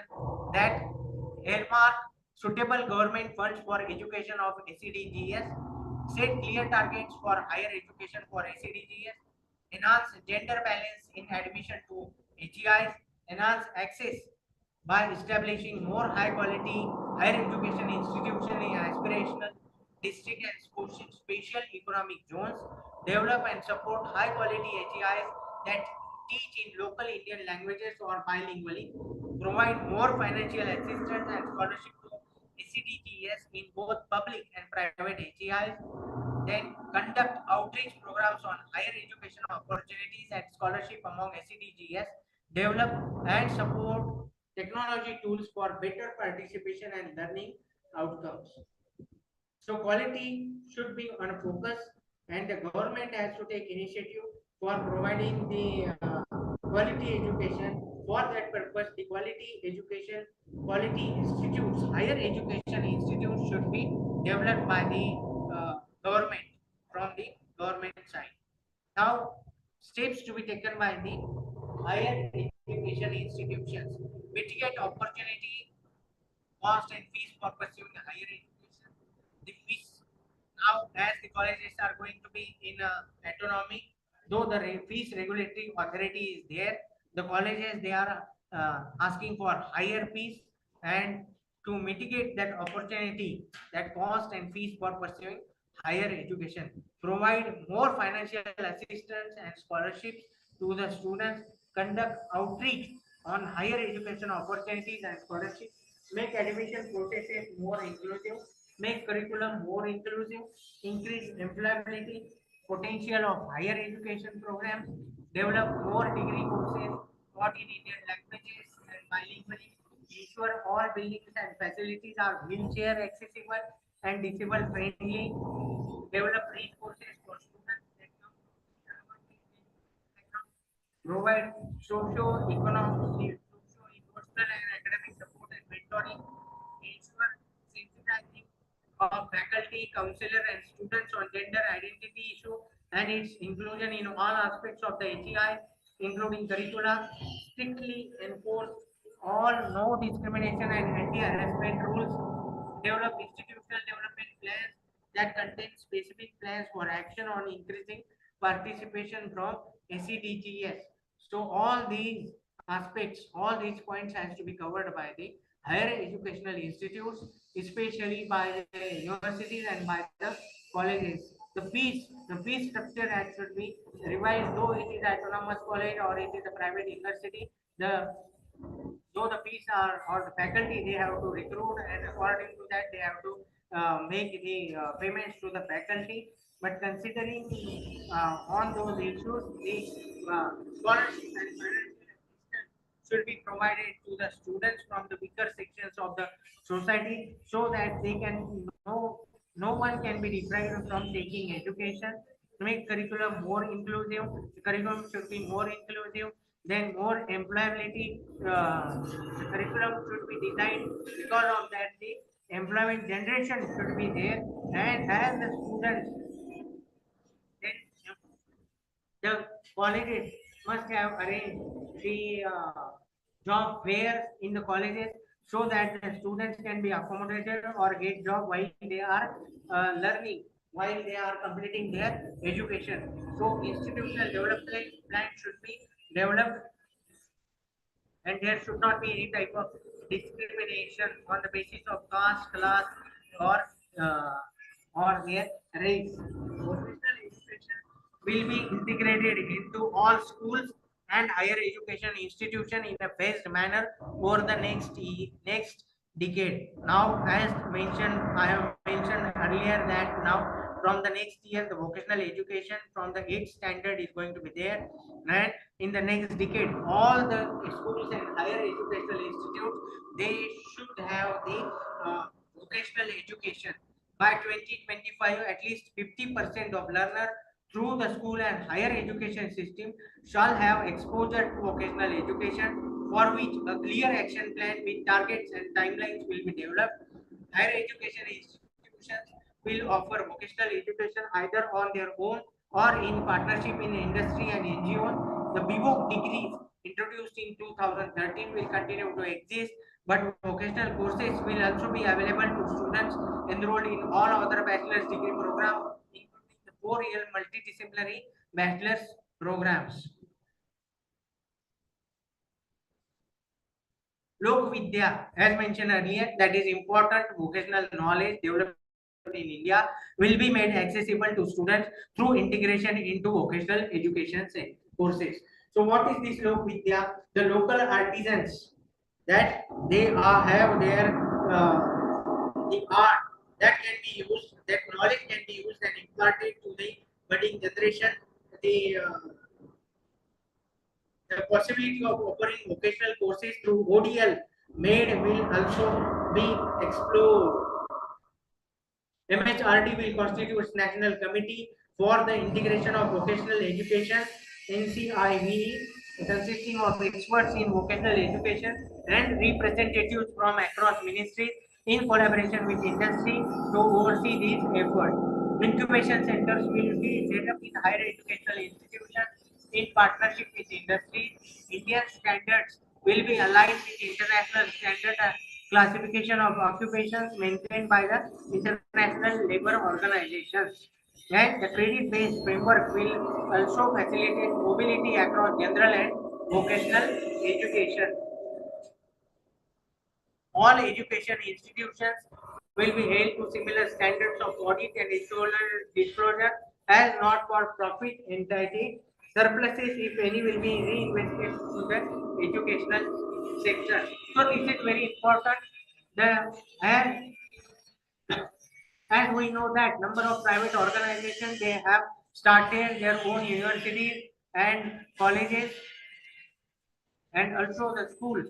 Here in Aurangabad also there is a Bokart school. And the people now, the business people, they are coming in the educational area. The policy focuses on that the education is a social work. Education is not any type of a business. It is a philanthropic institution. So every educational institute must have to disclose in their audit that it is not for profit entity, it is not for profit organization, it is for the welfare of the society. And if the institution, any higher education institute, has any type of surplus, financial surpluses, that is to be reinvested in the educational sector only. It is not to be utilized for their family flourishment of the family for their own sake. It is reinvested in the educational sector only. There will be transparent public disclosure for all these financial matters with recourse to grievance handling mechanism to the general public. The accreditation system developed by NAC will provide a complementary check on this system, and the NHERC will consider this as one of the key dimensions of its regulatory objective. All fees and charges set by private HEIs will be transparently and fully disclosed, and there shall be no arbitrary increases in these fees or charges during the period of enrollment of any student. This fee determining mechanism will ensure reasonable recovery of cost while ensuring that HEI discharge their social obligations. So these are the very important aspects regarding curbing the commercialization of education system. The people or the number of institutions now coming in the education for their businesses, but it is some of the private universities and some of the foreign institutes, they are also willing to start their campuses in India for earning money, but these provisions will definitely stop the commercialization of education. Languages, arts, and culture. The promotion of Indian arts and culture is important not only for the nation but also for individuals. So, how this is important? This is important because, as we have mentioned, that we have to maintain the cultural diversity and inclusion. So, what is the crux that in India, though we have the diversity, cultural diversity, linguistic diversity, social diversity, gender diversity, number of diversities are there, but this promotion of Indian art and culture is important to prove as a unity in diversity. Cultural awareness and expressions are among the major competencies considered important to develop in children in order to provide them with a sense of identity, belonging, as well as appreciation of other cultures and identities. Indian arts of all kinds must be offered to students at all levels of education, starting with early childhood care and education. Teaching and learning of Indian languages need to be integrated with school and higher education at every level. For languages to remain relevant and vibrant, there must be a steady stream of high quality learning and print materials in these languages, including textbooks, workbooks, videos, plays, poems, novels, magazines, etc. Languages must also have consistent official updates to their vocabularies and dictionaries, widely disseminated so that the most current issues and concepts can be effectively discussed in these languages. A number of initiatives to foster languages, arts, and culture in school children, greater emphasis on music, arts, and crafts throughout all levels of school, early implementation of the three language formula to promote multilingualism, teaching in the home or local language wherever possible, conducting more experiential language learning, the hiring of outstanding local artists, writers, craftspersons, and other experts as master instructors, accurate inclusion of traditional Indian knowledge, including tribal and other local knowledge, throughout into the curriculum across humanities, sciences, arts, crafts, and sports, etc. So this is a very great initiative that three language formula. Along with that, in teaching in local or home language that is adopted by numerous states so that the students can gain better knowledge, get the conceptual ideas, develop critical thinking, nurture various concepts in their mother tongue and local language so that the students can get more awareness about the subject and students can be more knowledgeable. They should not be only exam oriented. So language plays a very important role in having the uniformity, in having the unity in diversity. Number of people spoke different types of languages. As we have neighboring states, we have division of states on the basis of the language, as mentioned in the earlier part. And because of this, if the students can get awareness about the various Indian languages and they respect their language and culture, then definitely the unity has to go in a long way, and we must have the proud of our unity in diversity. Strong departments and programs in Indian languages, comparative literature, creative writing, arts, music, philosophy, etc., will be launched and developed across the country, and degrees including 4-year B.Ed degree will be developed in these subjects. So 4-year B.Ed dual degree will be developed in the subjects of Indian languages, literature, creative writing, arts, music, philosophy. Every higher education institution and even every school or school complex will aim to have artists in residence to expose students to art, creativity, and the rich cultures of the region or country. More HEIs and more programs in higher education will use the mother tongue local language as a medium of instruction and to offer programs bilingually.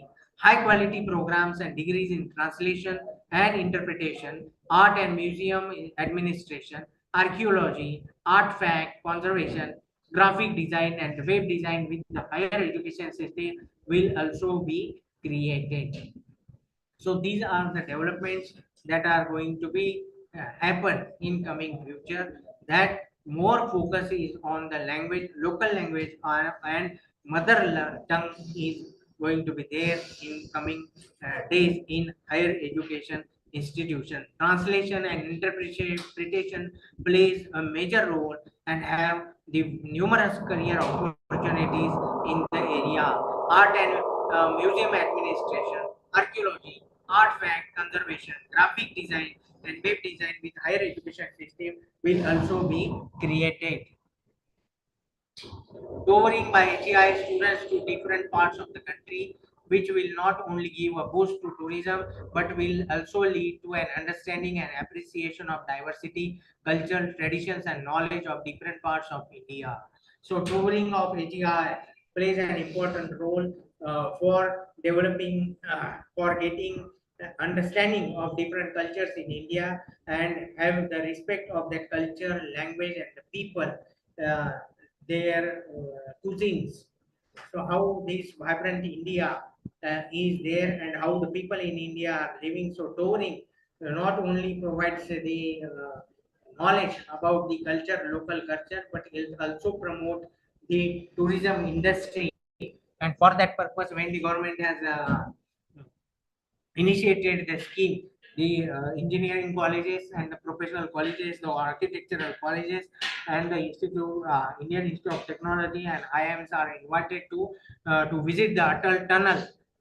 That how the Atal Tunnel has developed within a short period of time. So because of this, the number of college students they have visited to the Atal Tunnel, especially the people from the students from the Delhi, they have visited the Atal Tunnel. Indian Institute of Translation and Interpretation (IITI) will be established. The IITI shall also make extensive use of technology to aid in its translation and interpretation effort. So, with the help of IITI, that the various syllabus of the engineering and medical streams have translated into local languages, and now it is made available to the students, so that the students in eight languages they are going to understand, take admission, or to learn to study the engineering and medical. Sanskrit will be mainstreamed with strong offering in school, including as one of the language options in the three language formula, as well as in higher education. Sanskrit universities too will move towards becoming large multidisciplinary institutions of higher learning.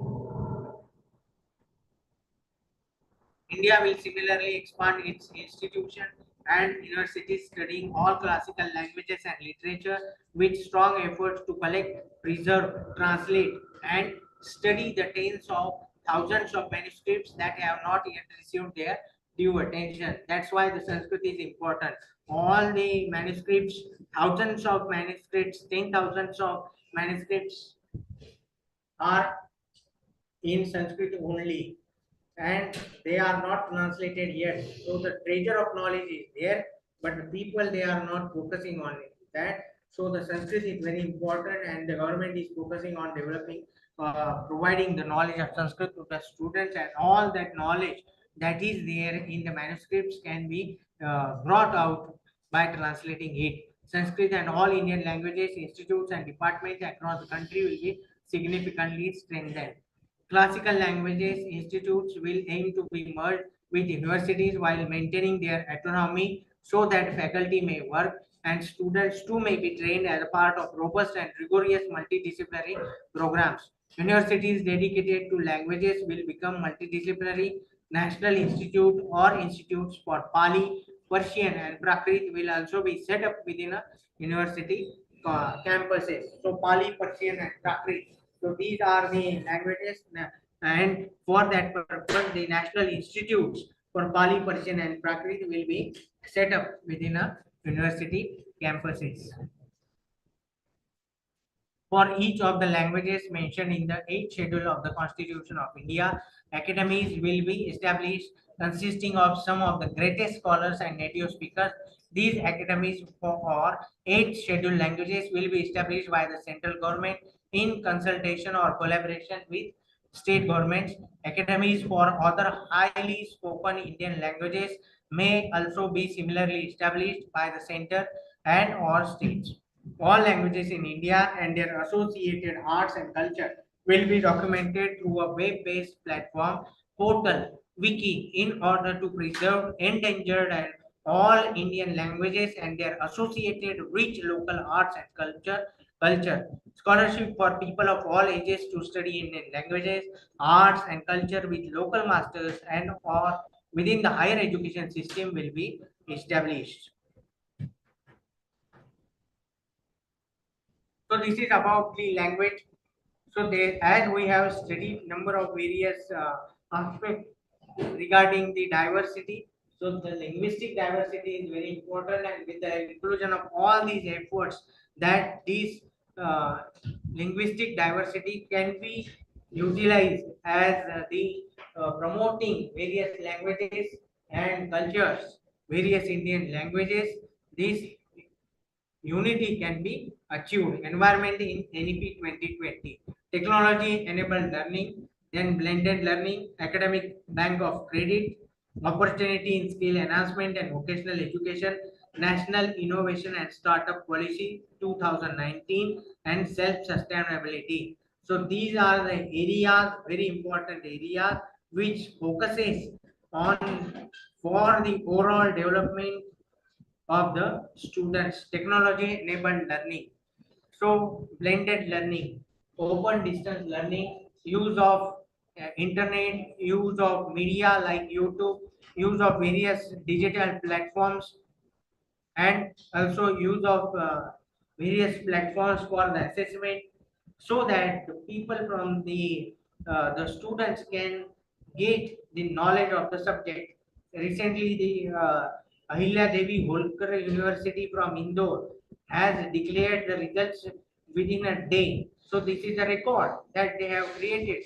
How this can be achieved? This is achieved because of the technology enabled learning that they have used,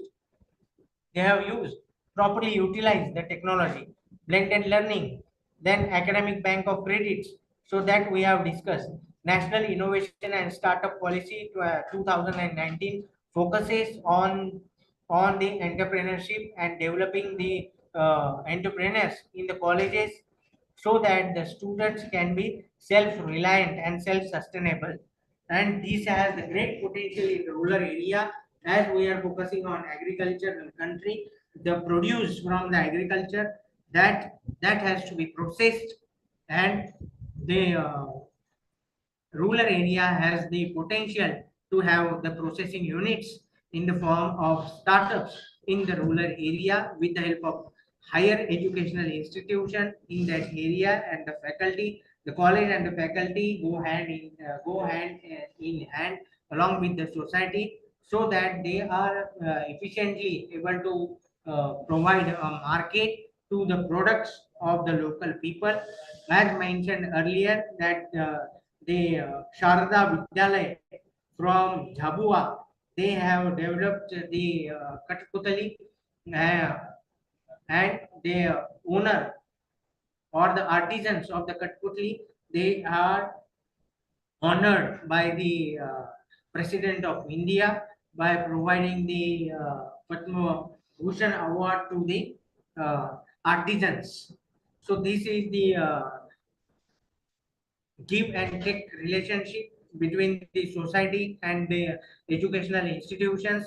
They have to cope with each other for developing the society and having the self-reliancy. So this is the crux of the national education policy, that technology enabled learning, blended learning, academic bank of credits, opportunity in skill enhancement and vocational education, National Innovation Startup Policy 2019, and self-sustainability. Focus on creating the knowledge instead of memorization of knowledge. What is the NEP 2020 focuses on? That without memorizing only, the NEP focuses on the creation of knowledge. For that purpose, the National Translation Mission, that is to be there, and also the innovations and creative thinking, that temper we have to develop among the students. So the focus of national education policy is on creating the knowledge instead of memorization of knowledge. Focus is on minimizing the dropout ratio and enhancing flexible learning methods. So what is focus of minimizing the dropout ratio? How that dropout ratio can be minimalized?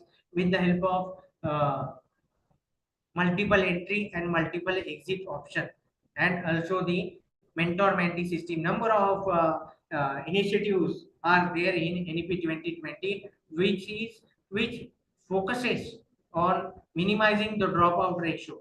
One of the important aspect is that having the equal opportunity to the students in the colleges, and having the blended learning, and also the slow learner classes. That is also the focus, or one of the important aspect to minimize the dropout ratio in colleges. Flexible learning methods, that we have discussed. Learning according to learners pace to increase inclusion. Learning according to learner's pace. Slow learning classes according to learner's motivation and according to their choice. So that has to be done, and for that, and this can be promote to the inclusion of the students. So how this can be done? Role play, group discussion, seminars, and explaining the students active participation in cultural activities, students participation in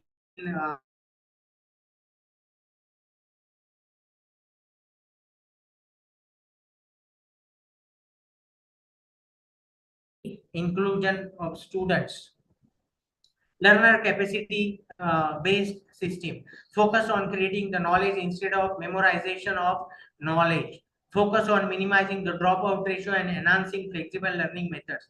Learning according to learner's pace and learning capacity based system. So this is the learning pyramid that is focuses about the in NEP 2020. In what happening that the learners in previous method, 90% was there on teaching. That is the what is going to be there, that the teaching method was there, that the teacher is used to come in the classroom and give the lecture. Now what is happening, that now if you teach others, then definitely you are going to be active. So the students, they have to prepare the any topic and teach to the students, then do the practice of doing discussion, demonstration, audio visual, reading, and lecture. So this is the pyramid, learning pyramid, that we have to focus in the classroom. So that is going to be active participation, active teaching, not a passive teaching. But generally what is happening that in previous system there was a lecture method, then reading, then audio visual, then demonstration, discussion, practice doing and teaching others. So what this was the system. But now what we have to do, we have to do from this active participation to passive participation. That we have to develop a culture among the students. Let them start. Then knowledge transmission and knowledge construction. So this what we have to do, as mentioned in the presentation, that we have to create knowledge. So construction of knowledge. How knowledge is created? It is with the help of critical thinking, empathy and perspective taking, complexity and acknowledgement. So these are the important points of the knowledge construction. And what are the cons?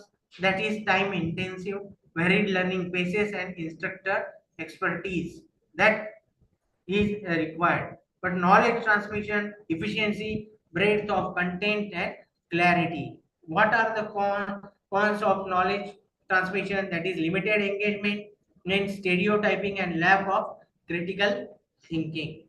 But here in knowledge construction, there is a critical thinking.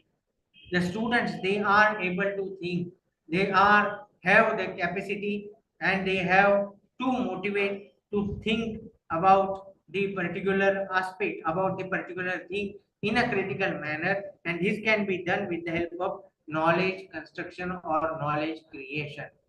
Complexity of knowledge acknowledgement, then empathy and perspective taking, that is done in the help with the help of knowledge construction.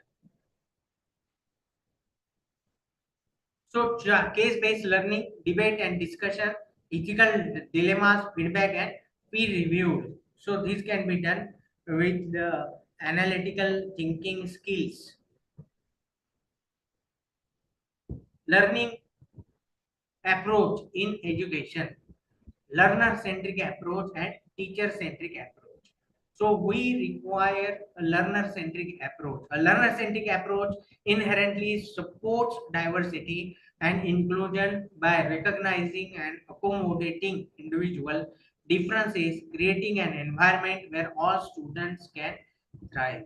But what is teacher-centric approach? In a teacher-centric approach, diversity and inclusion might require explicit attention and intentional efforts to ensure that materials and methods are culturally sensitive and inclusive. So we require learner-centric approach, not teacher-centric approach.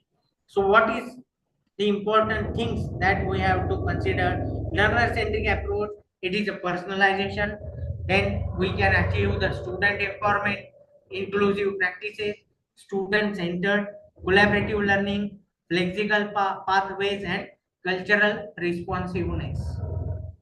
So that can be done with the learner-centric approach.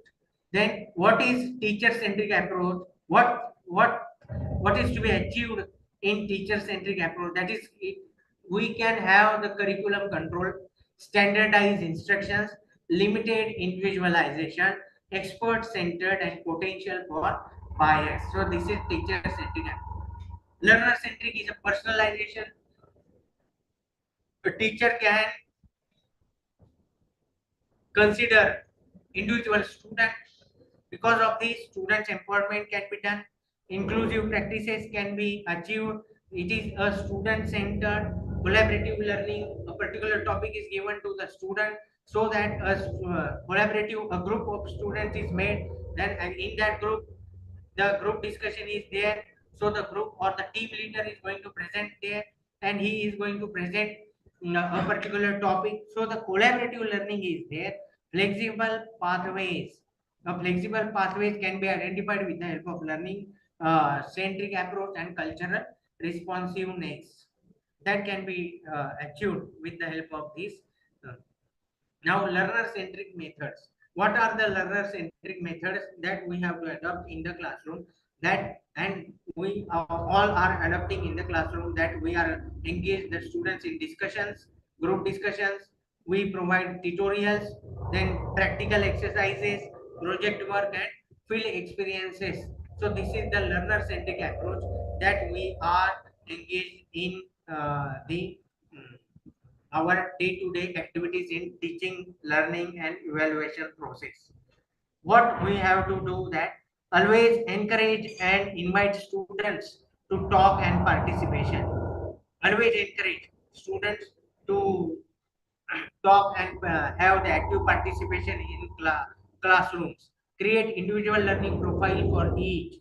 Flexibly design the class after discussion and invite opinions from the learners.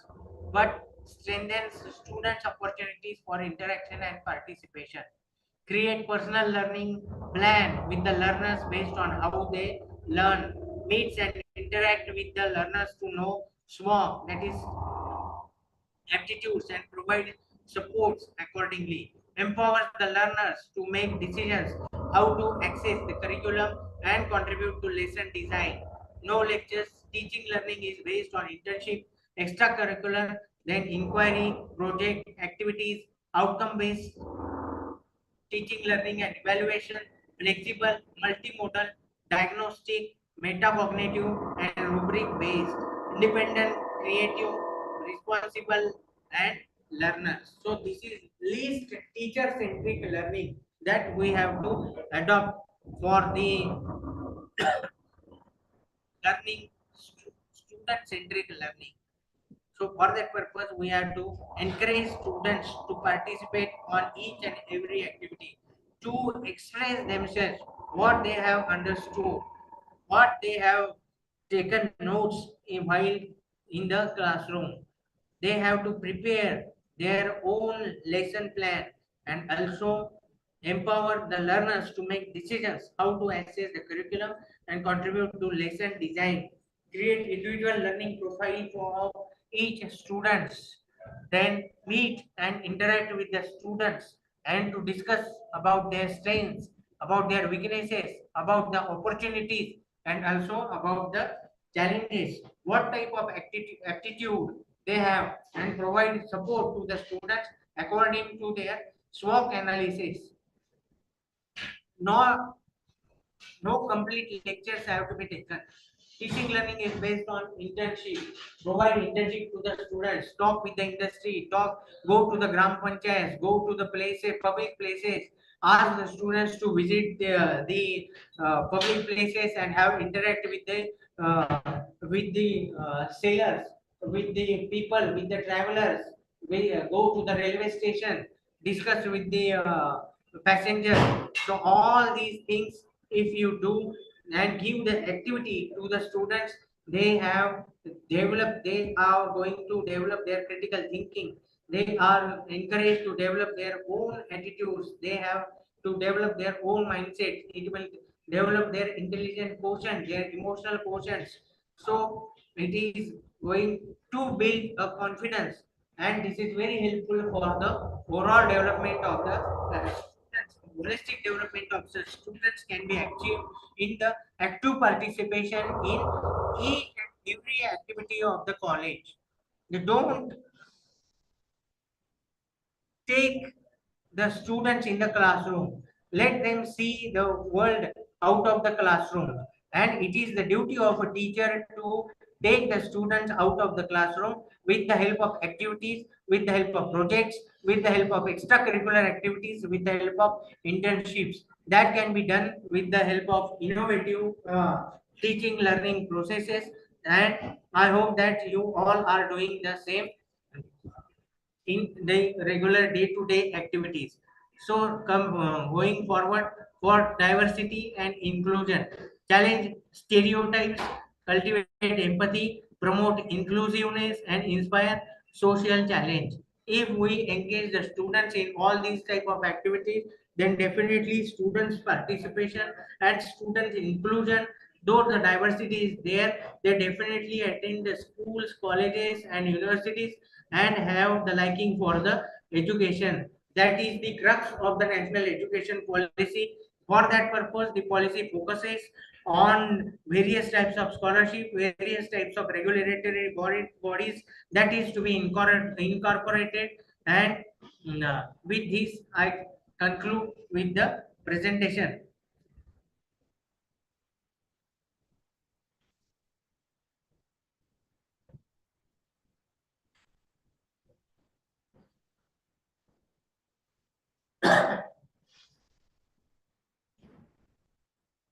I think that now these students' participation and in diversity and inclusive education can be achieved with the help of national education policy. Numerous activities and numerous inclusions are there in the national education policy for the student support, and mentor-mentee scheme is there, and with the help of this we can definitely attract the students in the colleges and the universities. Thank you so much. If you have any questions regarding the presentation about the student diversity inclusion and also regarding the national education policy, then your questions are welcome. You can write in your chat box also.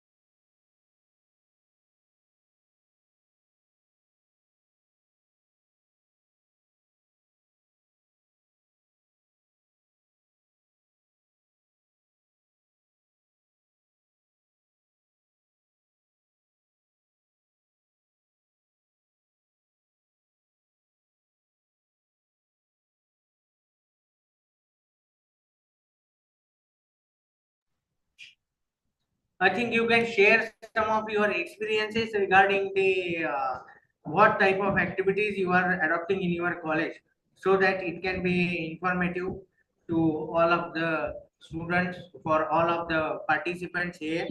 What type of activities you are engaged in for the students inclusion?